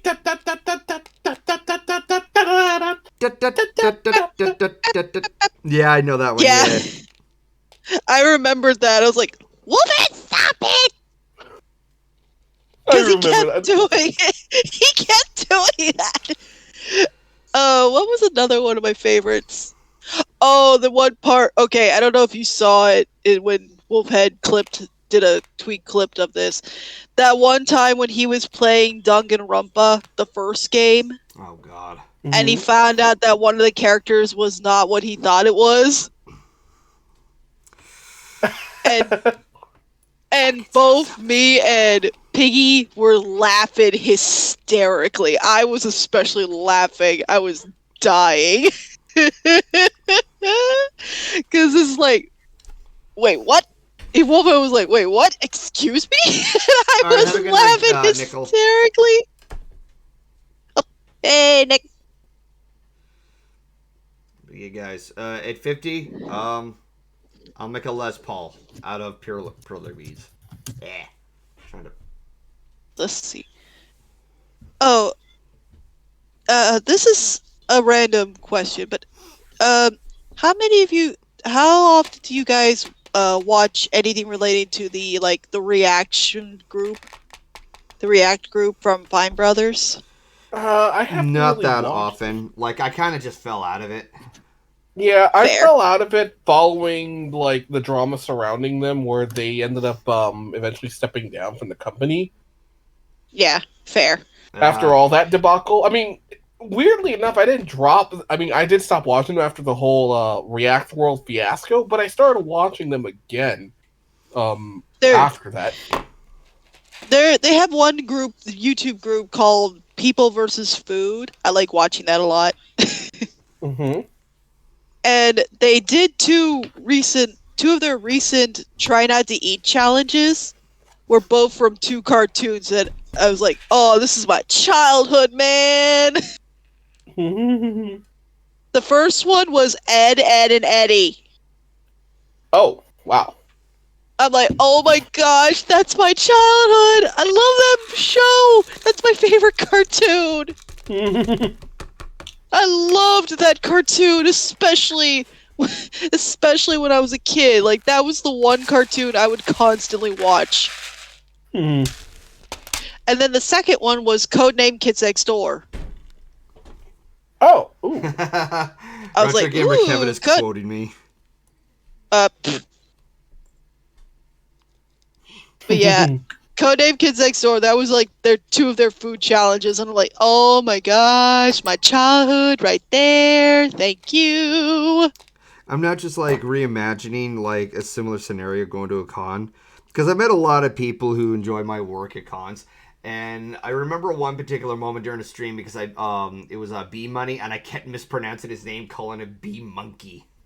In person, I'm signing autographs, and he's like, by the way, look at the badge. This is B Money. I'm like, oh no, he's gonna make a scene. He's like, how could you mess that up? Like, oh. Poor guy. So now I'm just like imagining that if I ever met Retro Gamer Kevin in person, he's gonna be like, hey, I still hate Flight Battery Zone. Nah. I'm still waiting on the day where you and my daughter get to meet in person. That would be cool. Although it would be so much fun. I imagine she'd probably be a lot older at that point because a couple of years have already gone by. How old is she now? Oh yeah, she's 8. 8. Yeah, no, like Yep. I was told that at one point Solar Flare was giving her a piggyback ride or something like that. Uh-huh. Yeah. I remember. I remember he actually struggled a little. But yeah, that was like back in dang, that was like I think 3, maybe 4 years ago. Mm-hmm. I know it was that long. I know it was very long time ago. That's all I can remember. But yeah, that was like one of the few moments that my daughter actually had a fun time interacting with group. On the day when she meets you and she gets to be the cute little girl. She gets to act cute purposely in front of you. I'm like, child, you're going to use your cuteness as a weapon one day. And I'm like, well, then I think back, I'm like, Luna Corva was right. She is going to be dangerous. I still like that idea that I had. It's probably going to like predate itself now. But it's like, it's when she was saying something on a microphone and everybody dies of adorabilities. And you're just like, oh dear, that's going to be a hell of a fix. You mean this? Hi, Golden! Oh no, it's like, no. Like a moment in a future video. Like I just haven't got around to working with it, but it's like she'll say something and everybody in the cafe will be like, oh, and they'll just like fall over like a stack of dominoes. Like that'd be funny as shit, and you'd be like, oh dear, oh that's gonna be a mess to clean up. And I'd be like, hey honey, can you come with me to the store? I need to get some more 1-Up shrooms. And she'd be like, okay, mommy. That'd be hilarious. I'm still waiting for that day. It'll be hard to try to record Nicole's voice though, because she doesn't sound like the little girl anymore. Yeah, it's like I said, there's a good probability that may not happen because aging comes very fast, and it's like crap. Oh, definitely. But that doesn't mean that I can't do my daughter's cute voice. It also doesn't help that the what's his name, the vector artist who did Euroc and such, like he's busy with a lot of other things, and it's going to look very inconsistent if I get somebody else to do because they have their own versions or renditions of character OCs. Yeah. So it's gonna be a bit of a challenge there. Well, that does relate to something I did bring up that I was gonna bring up to you, but I'll mention it to you later because I don't know if you are aware. Okay. But I'll mention it to you later.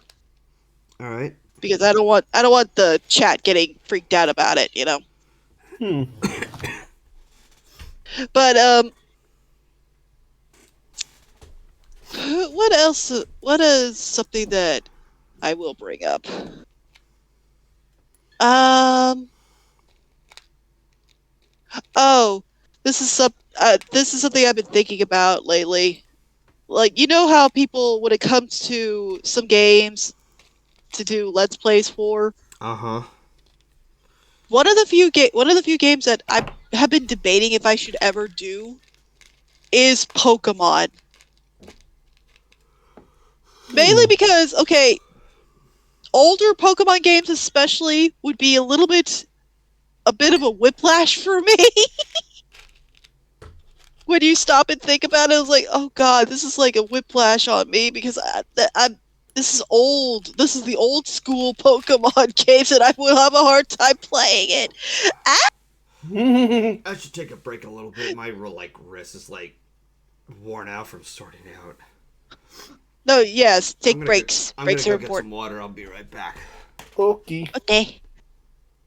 Get hydration. There it is.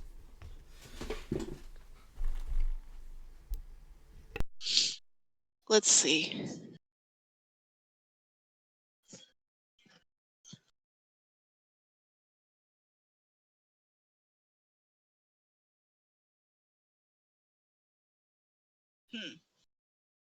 My daughter is watching some silly YouTube videos on the TV. It's just one of those, those YouTube shorts? Yes. She's watching some of those. I mean, I have nothing against it. It's just some of those some of those that she watches are like, what the heck? They're so random.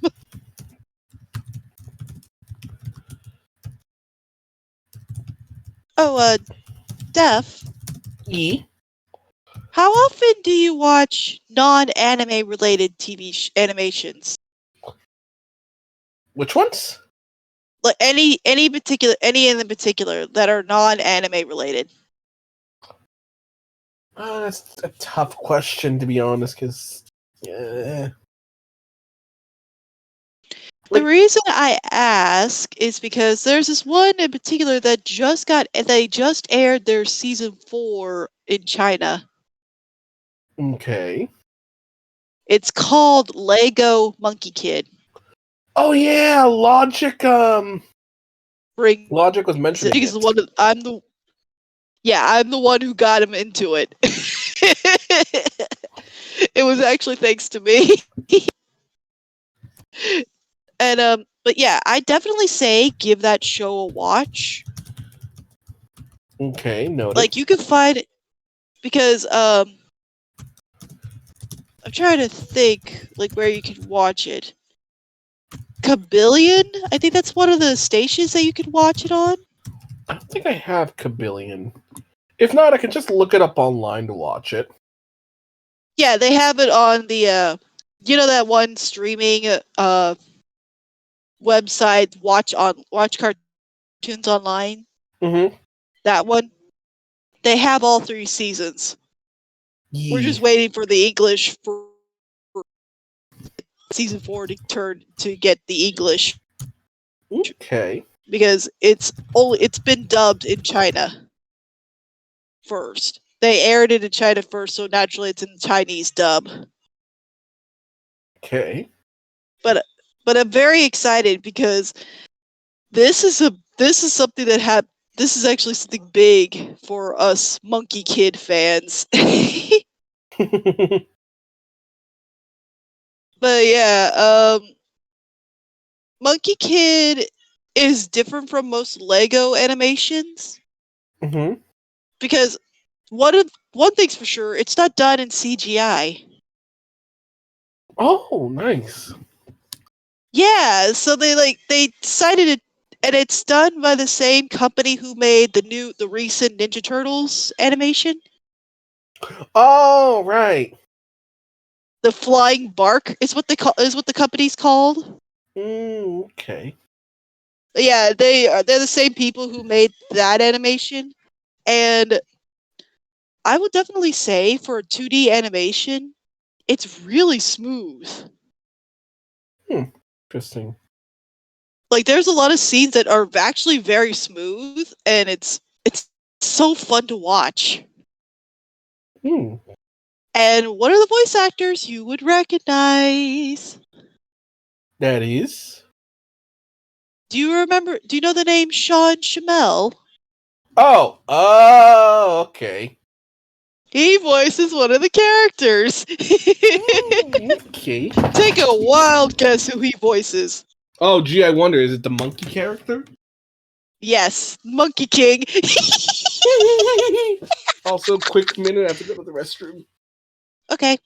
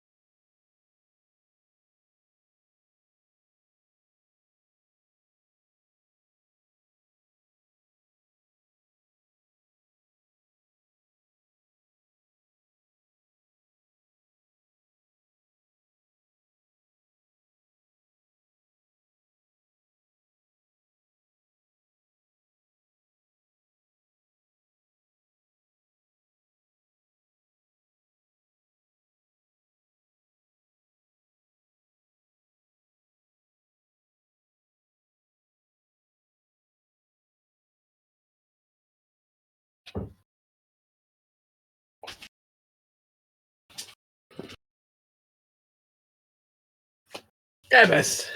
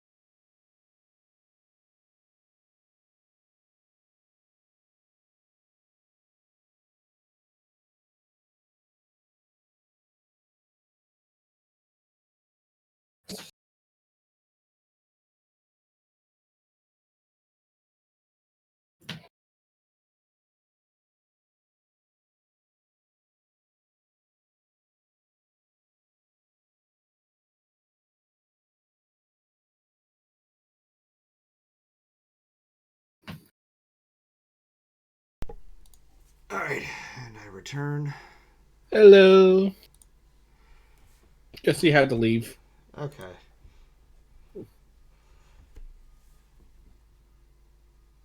Well, I'm just looking at the chat, and dear God, that picture, dude. What? In the other streams chat, apparently Solar posted something. Oh dear. It looks like it was posted from a while ago. Okay.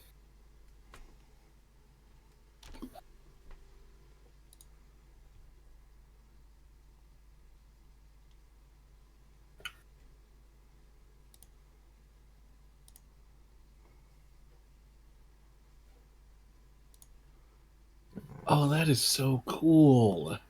What is? Okay, so I'm on Etsy just looking up at prop replicas, and someone did a really good prop replica of the little stick figures that the Blair Witch leaves when she stalks the main characters. Oh. It's actually pretty damn interesting.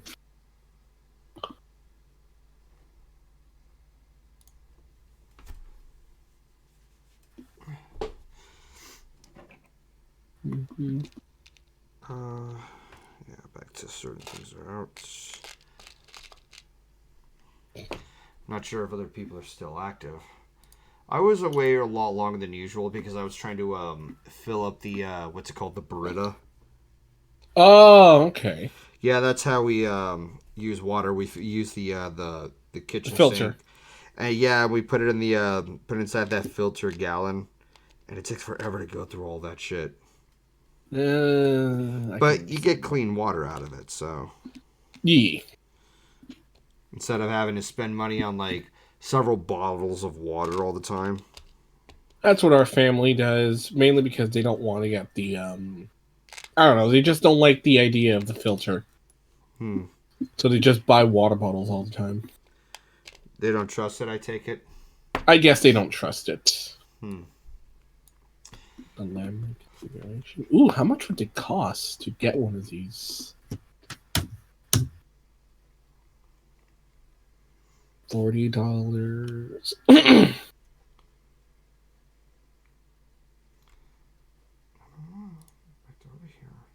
Oh, ooh, this one moves.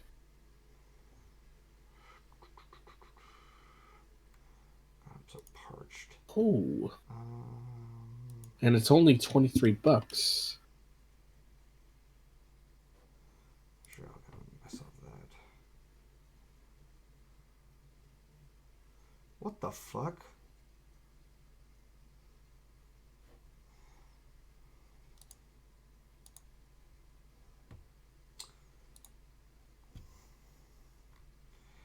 God damn it. I gotta find the other ones again. Ooh, that's a cute necklace.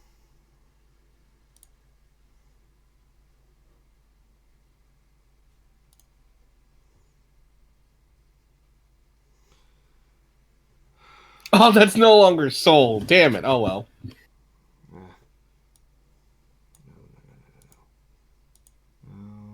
No. That again. Black Cube. Isn't this from Doctor Who? Oh, yeah, it is from Doctor... What? No. Oh, fuck you. No!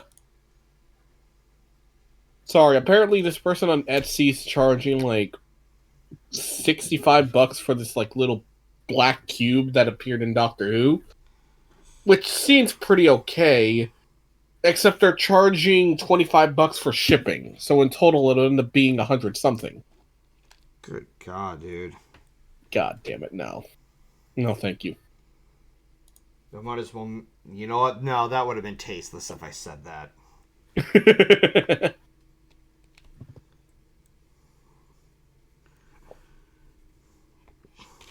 Oh, someone made a replica of the sonic screwdriver from Doctor Who. Nice.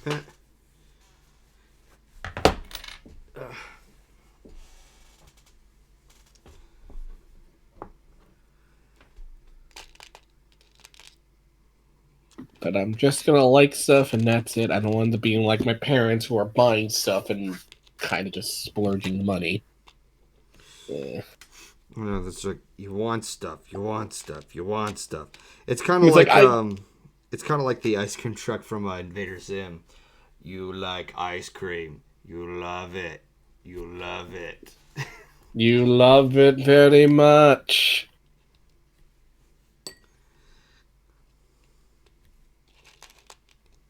I don't want it.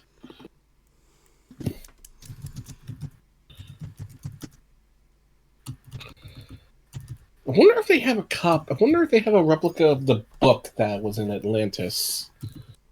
You mean the Atlantean language from Disney? No, the Shepherd's Journal from Atlantis. You know the book that Yeah. Milo has. Yeah, I'm just trying to see if they actually have a copy of that on the. I won't be surprised Etsy. if they do. I want to see how accurate they would portray it because it's like, oh my God, because it is a beautiful looking book. It is a very beautiful looking book. All right, let's see.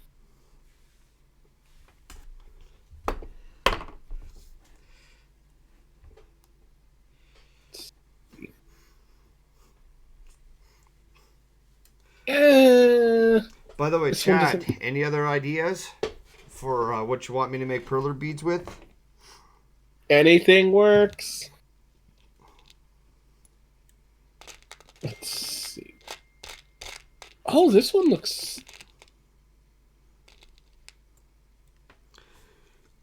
I mean, it looks nice, but Same with this one. It just looks more like a 3D print of the book itself.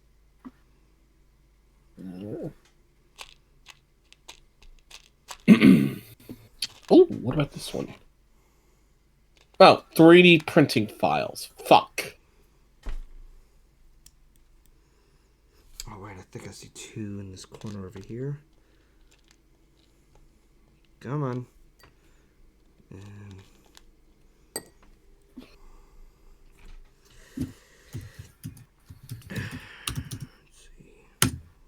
Let's try just simply typing up Atlantis. Let's see what happens. Looking.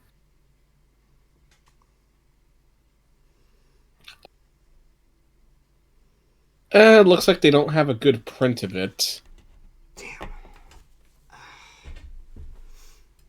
Oh, but they... Mega Man head. That's an idea. Oh, that could work. See, there's a Mario head. See, even though Mega Man games,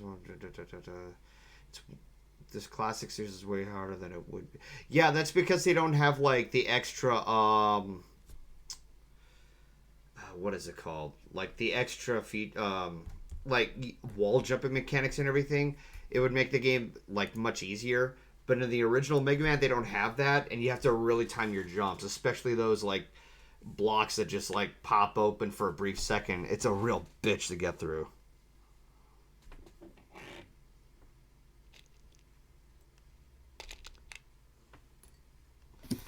I'm guessing this color is apricot. I'm just thinking out loud. The Perler Beads website have their own particular color names. One of them is apricot. One of them is named spice. Another one's just called orange. It's like different variations of orange. Like that's just an example. It's essentially the same thing. Just different shades of it. Mm-hmm. Wait, I think I found one. No. Get off of that. That's another one of those. Yep, I couldn't find one. I'm guessing it's that hard to make.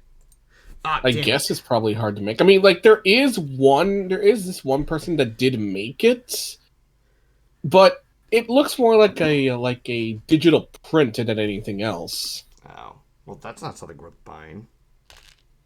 And it's like $34 for it. Yeah, kiss my ass.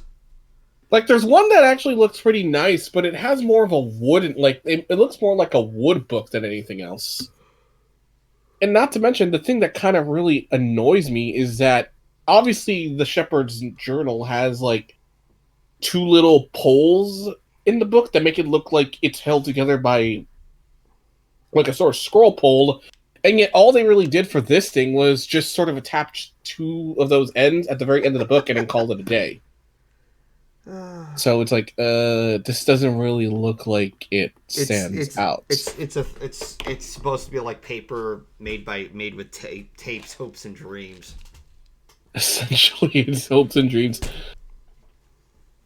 Then again, I do remember that this is the same page, like the same store that was selling similar copies of the 9 Gates of the movie of the Ninth Gate, which is a horror movie featuring Johnny Depp, which I told Wolf it was actually a pretty good horror movie. Although to get a replica of that book, oh boy. Some people on Etsy were charging like $200 to $300 for it. Nope, not worth it. On one hand, I can understand. On one hand, I could probably imagine if someone could try to buy the book itself just to have a replica, but you probably would have to have a huge amount of money just to buy a copy. Ouch.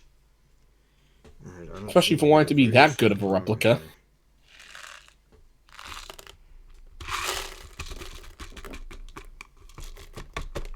Oh shit! Someone's charging $400. Wow. Bluey sounds like a very cute idea.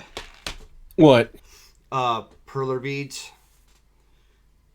What's a cute idea for Perler Beads? No. Somebody suggested Bluey.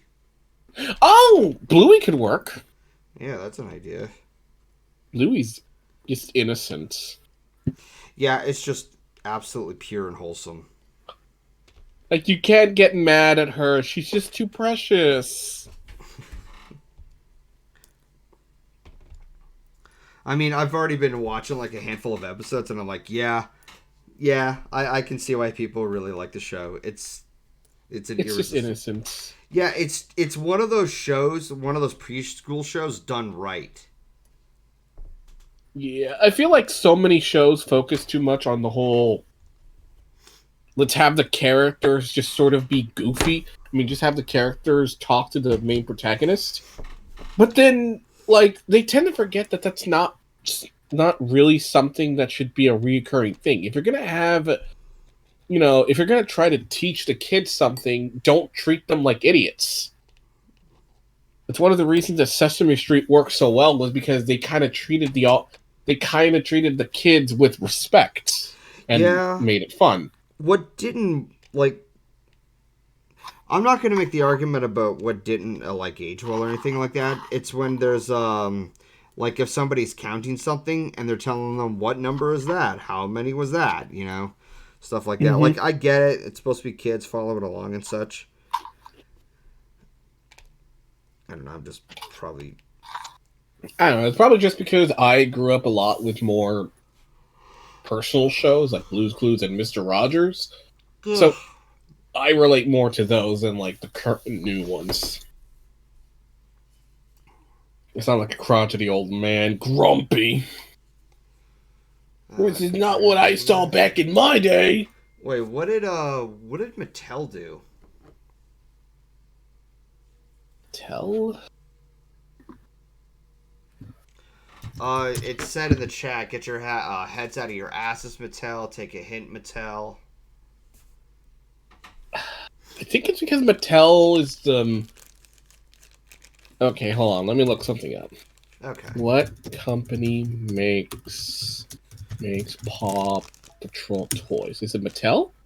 No, Spin Master. Never mind. Say, Thomas, all engines go was a dumb decision. Okay. Oh! The Thomas and Friends thing.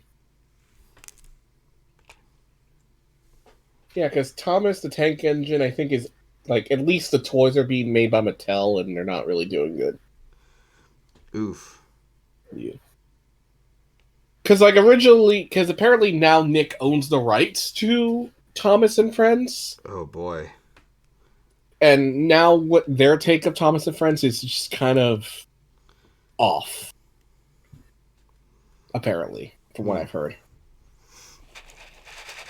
I mean, I have no opinion on it. I stopped watching Thomas and Friends a long time ago, but Oh, wait. It's another apricot. Let's see through. It's a different variation of yellow. Alright.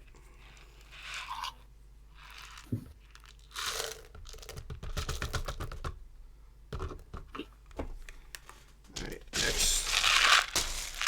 I don't think I'll be able to go through this entire load tonight of all the different variations of brown. It was such a big thing. It's like, why couldn't they just organize it? So stupid.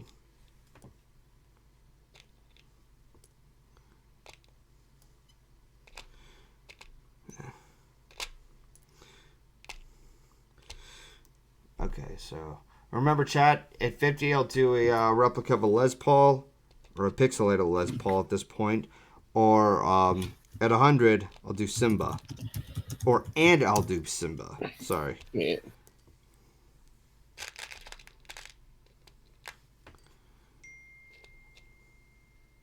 Is a circle of life. That song has become so Memeable. yeah, it kind of has, but at the same time, the long, really long notes, it always seemed to throw me off for some reason as an adult. Really? Oh. I'm probably one of those people who are very meticulous about extremely long notes. Like, what is a band called? Moose, that did a song that sounded so bland because it was just long note after long note. I'm like, put more variation into it. Make it interesting. Now you're just reminding me of why some people are not a big fan of post-rock. Because for them, the problem with that genre is that they focus just way too much on slow build-up, crescendo, big crescendo, little bit dropping from it, and then it's like the next 12 songs after that. Although, personally, I think it's perfectly fine just as long as they do something unique with it instead of just repeating the same old shtick. I remember when I found out, because there was a song and I was just curious of what it was, and I couldn't stand it. Apparently, I found out it was from them. It was what was it called, Supermassive Black Hole. I hated that song. Muse. But you don't. I mean, I can understand why you wouldn't like Supermassive Black Hole. It's like, what the hell is this doing on the rock station? That doesn't sound like rock at all. And here I am acting like a total snob. I know there's an audience who likes that stuff. It's like, okay, yeah. I'm just gonna stop dead on my tracks before I become a total dick myself. No, So- you're fine, but I can understand that direction. I would have been more interested if they had put Knights of Sidonia, or that maybe one I even fucking loved. everybody loves Knights of Sidonia.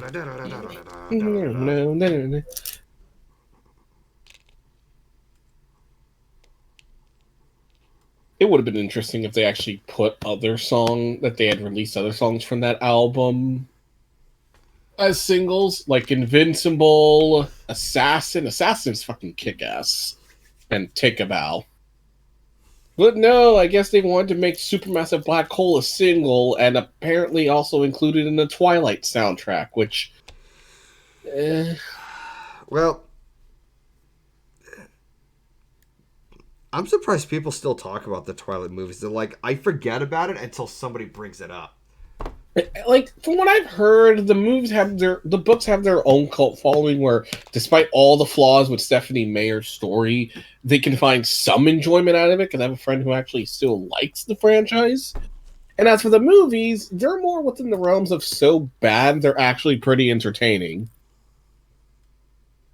I mean, the last movie has the famous lines of Christian Stewart screaming, "You nicknamed my daughter after the Loch Ness Monster!"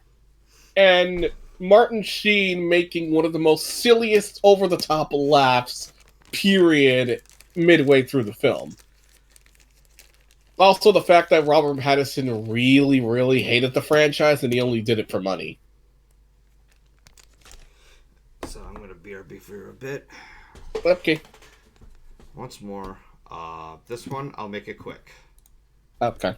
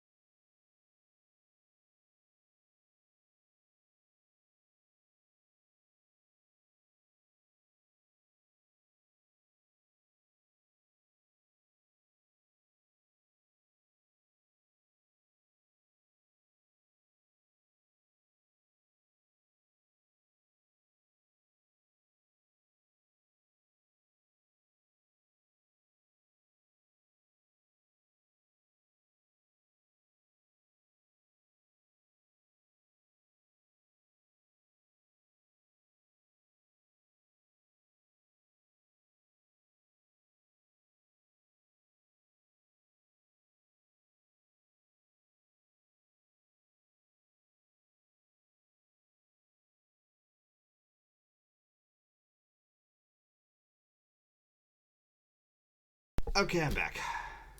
Yeah!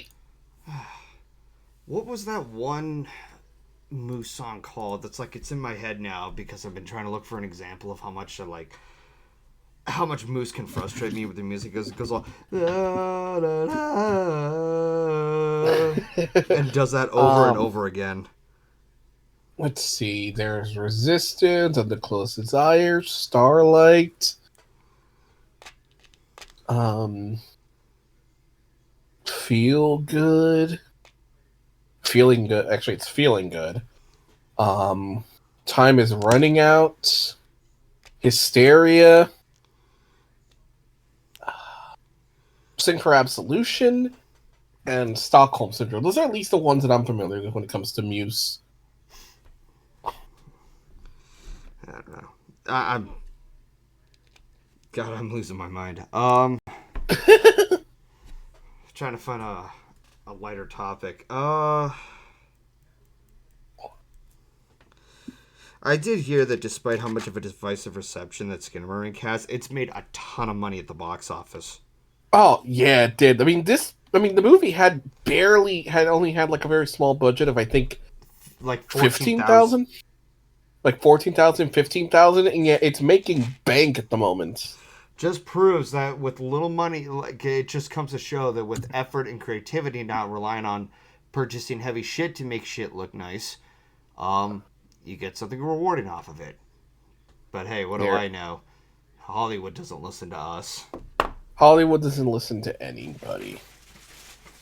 What I actually found more insulting, I saw a video from I forgot what the guy was named, John Campy, and he literally stated something about the change of Sonic, the Sonic character, and he actually like stated that the consumers are looked down on by Hollywood, saying that they're like, I don't even know what the term was, like they think that we're scum, even though we're the ones who pay to see their movie. Yeah, which again, reminder, if we're scum, then why the hell did the director of the Sonic movie up and go, okay, they didn't like this rendition of Sonic? Okay, fine. I'm gonna ask the studio to delay the movie so that we can fix the character. Oh no, and I'm glad they did that because it turned out to be a great exception to the whole scenario of video game adaptations being a quote unquote curse. Like I've seen nowadays. Fixed it. Yeah, I've seen that the quote-unquote video game curse is kind of fallen into obscurity, and I'm glad that they're doing that because there's movies out there that are actually good based off of video games. I'm still hoping for that one adaptation that actually does justice in adapting it without having it take too much of its own artistic liberties and just making it the way it is. It's like... I've heard a lot of positive things about The Last of Us, but they don't follow the main game story. It's like, why? You know, it's like making a Harry Potter story, but making it about Professor Snape instead of Harry. It's like, just follow what the story does. Yeah, but I think at the same time, considering the negative reception that The Last of Us Part 2 did, maybe the reason they changed up the story was just so it wouldn't follow the events of that game. I've also heard somewhere that apparently the game's story like breaks some of the character's personality or something. I'm like, well then why was it written that way in the first place? Yeah, probably just some sort of like weird way to try to adapt something. You know how the community, you know how certain developers are. Yeah, some people would prefer to write their own fan fiction. Paul Feig. No, I was going to say Paul W.S. Anderson. Oh, Paul W.S. Anderson, a.k.a. Hey guys, I'm going to shove my wife in every movie. Yeah, apparently that's doing you favors. I still remember when Acharkia shared like his stories, the stories of what he was doing that was like very unprofessional, and apparently it cost a Daredevil to cost them their like a limb of their arm. Yeah, because it's like, you're an absolute piece of shit for that, man. It's sort of similar to how I felt with Blonde, the Marilyn Monroe movie. Yeah, I honestly didn't know how to feel about the film. Because I watched it on Netflix because I was curious over how they would be able to explain Marilyn Monroe's backstory, Marilyn Monroe's story, as well as the fact that that I liked the director's original work, which was that he did the assassination of Jesse James. The movie of Blonde was hard to watch. Not because it was poor, to go into very, not to go into that much detail because, it's a very graphic movie. Mm-hmm.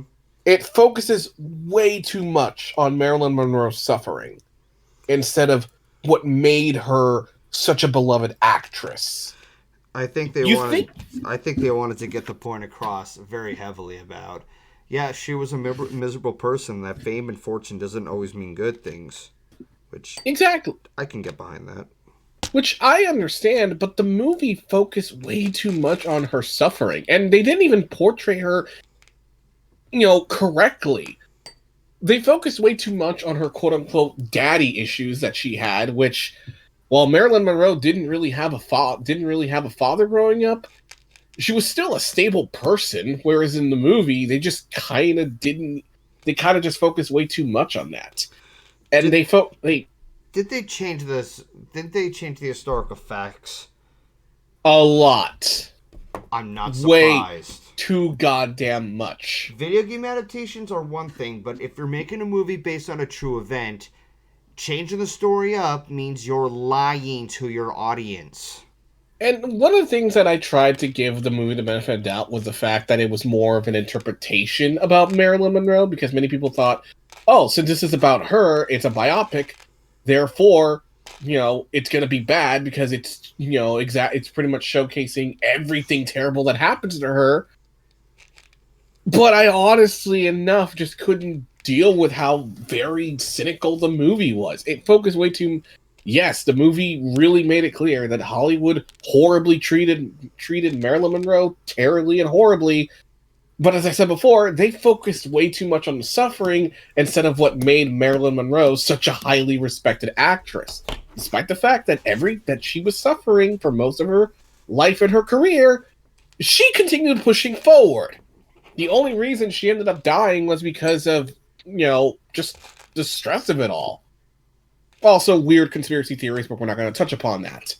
But nope, this movie just went, let's just show like 2 hours of this woman be suffering, enduring like the worst kinds of hell, and just how everyone around her treats her. I'm gonna bet you that these filmmakers are fans of Requiem for a Dream. Good God, that movie was brutal to watch. Yeah, Requiem for a Dream. I've only seen it once, and that's it. I never watched it again. I saw it once, and I'm like, okay, this is a good movie. Never watching it again. Because, like, the director who's, I'm forgetting his name. Darren Aronofsky? Darren Aronofsky is a talented director. Like, Aeon has gone on and on to me, he's repeatedly told me how The Fountain is one of his best works. I personally really loved his work in Black Swan. Same. Black Swan is just so damn good, and in my opinion, it's a good example of method acting and mental illness. Mm-hmm. Not a fan of his movie Mother, though. Oh, I think I've heard of that. Yeah, Mother. The problem with Mother 2017 was that it had good ideas, and I really liked what it was going for. But it was but like with Requiem for a Dream, it was hard to watch at one point.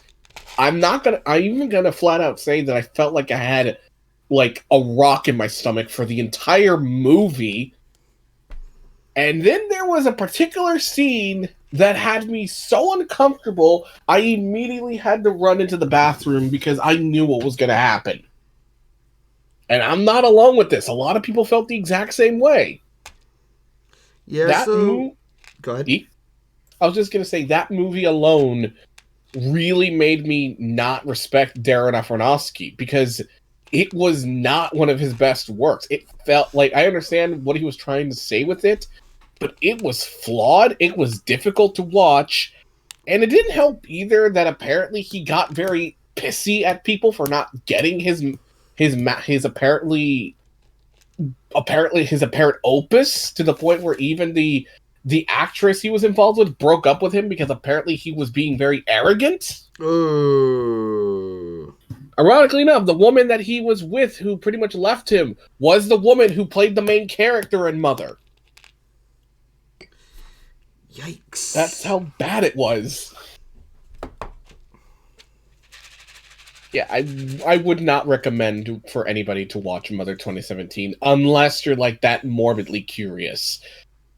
My vote still goes to Black Swan. I think is his best movie. Black Swan, in my opinion, was really just well done, amazingly executed, like really well executed, and it just felt like a very natural movie. It was. And regardless of how, depressingly dark it was at some points, I still genuinely enjoyed it. Was it that bad? I can't say much about it because I haven't seen it. I do remember seeing The Wrestler, and that one just ended so like negatively too. Like it's not exactly the same feeling I had with Requiem for a Dream, but it's just like this wrestler guy never got a break. Yeah, I haven't seen The Wrestler, but I've heard it's like it was apparently Mickey Rooney's best work, or Mickey Rourke. I don't know how to really say his name. No, it's like, hey, what's being discussed? We were talking about Darren Aronofsky. I'm kind of tired out of having to sort through everything. It's so tedious, but I made a lot of progress in separating a lot of the colors. I still have yet to go through this pile. Yeah, I still have to go through this pile. It's going to take a really long time to go through all these colors and sort them out. Seriously, why did the companies think that mashing all the colors together like this was a good idea? So stupid. One movie, yeah. I might as well just make this into a little bit of a series, but go ahead. I was just gonna say the one movie I do want to see that he's done is The Whale. I've heard some mixed reviews on that one. I'm taking that with a pinch of salt. Probably,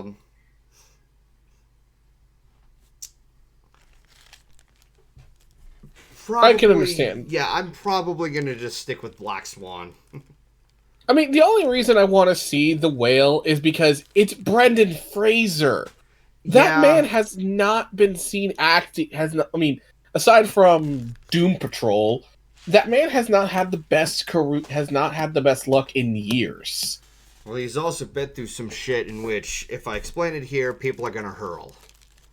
Yeah, let's just say Brendan Fraser literally just went through the worst events in his life, and I am very happy that he is pulling through after everything. Yeah.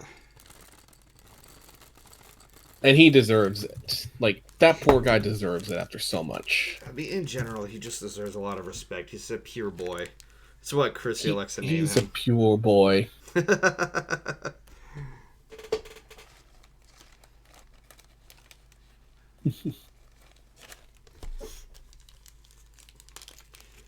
go ahead and bag all these up.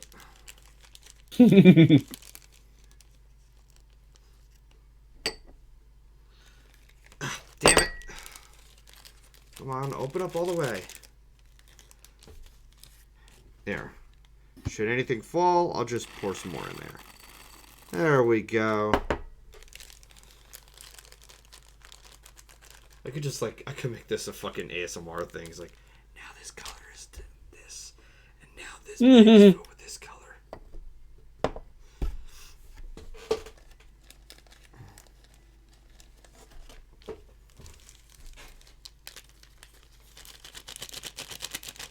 He's a mixed bag. While the lead performance is great, everything such as the unlikable, selfish asshole with almost redeeming qualities. Okay. Yeah, I've been hearing some things about The Whale. So, yeah. And here you go. Yeah, like I said, I've heard some people say it's really good, but as I said before, you know how some critics tend to be. Mm-hmm. Although apparently I did hear that when it premiered at Cannes, which is a really good film festival in France, it got a standing ovation.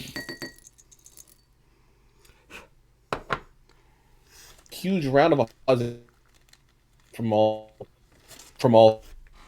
You're cutting out, dude.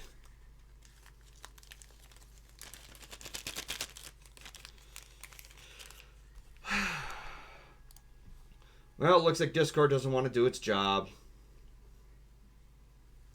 Alright, well. I mean, I'm just wrapping up the stream anyway. Just putting this in there. Okay, I heard some tapping. 3, 2, 1. 3, 2, 1. 3, 2, 1? Okay. Okay. Sounded creepy to me. ASMR is creepy.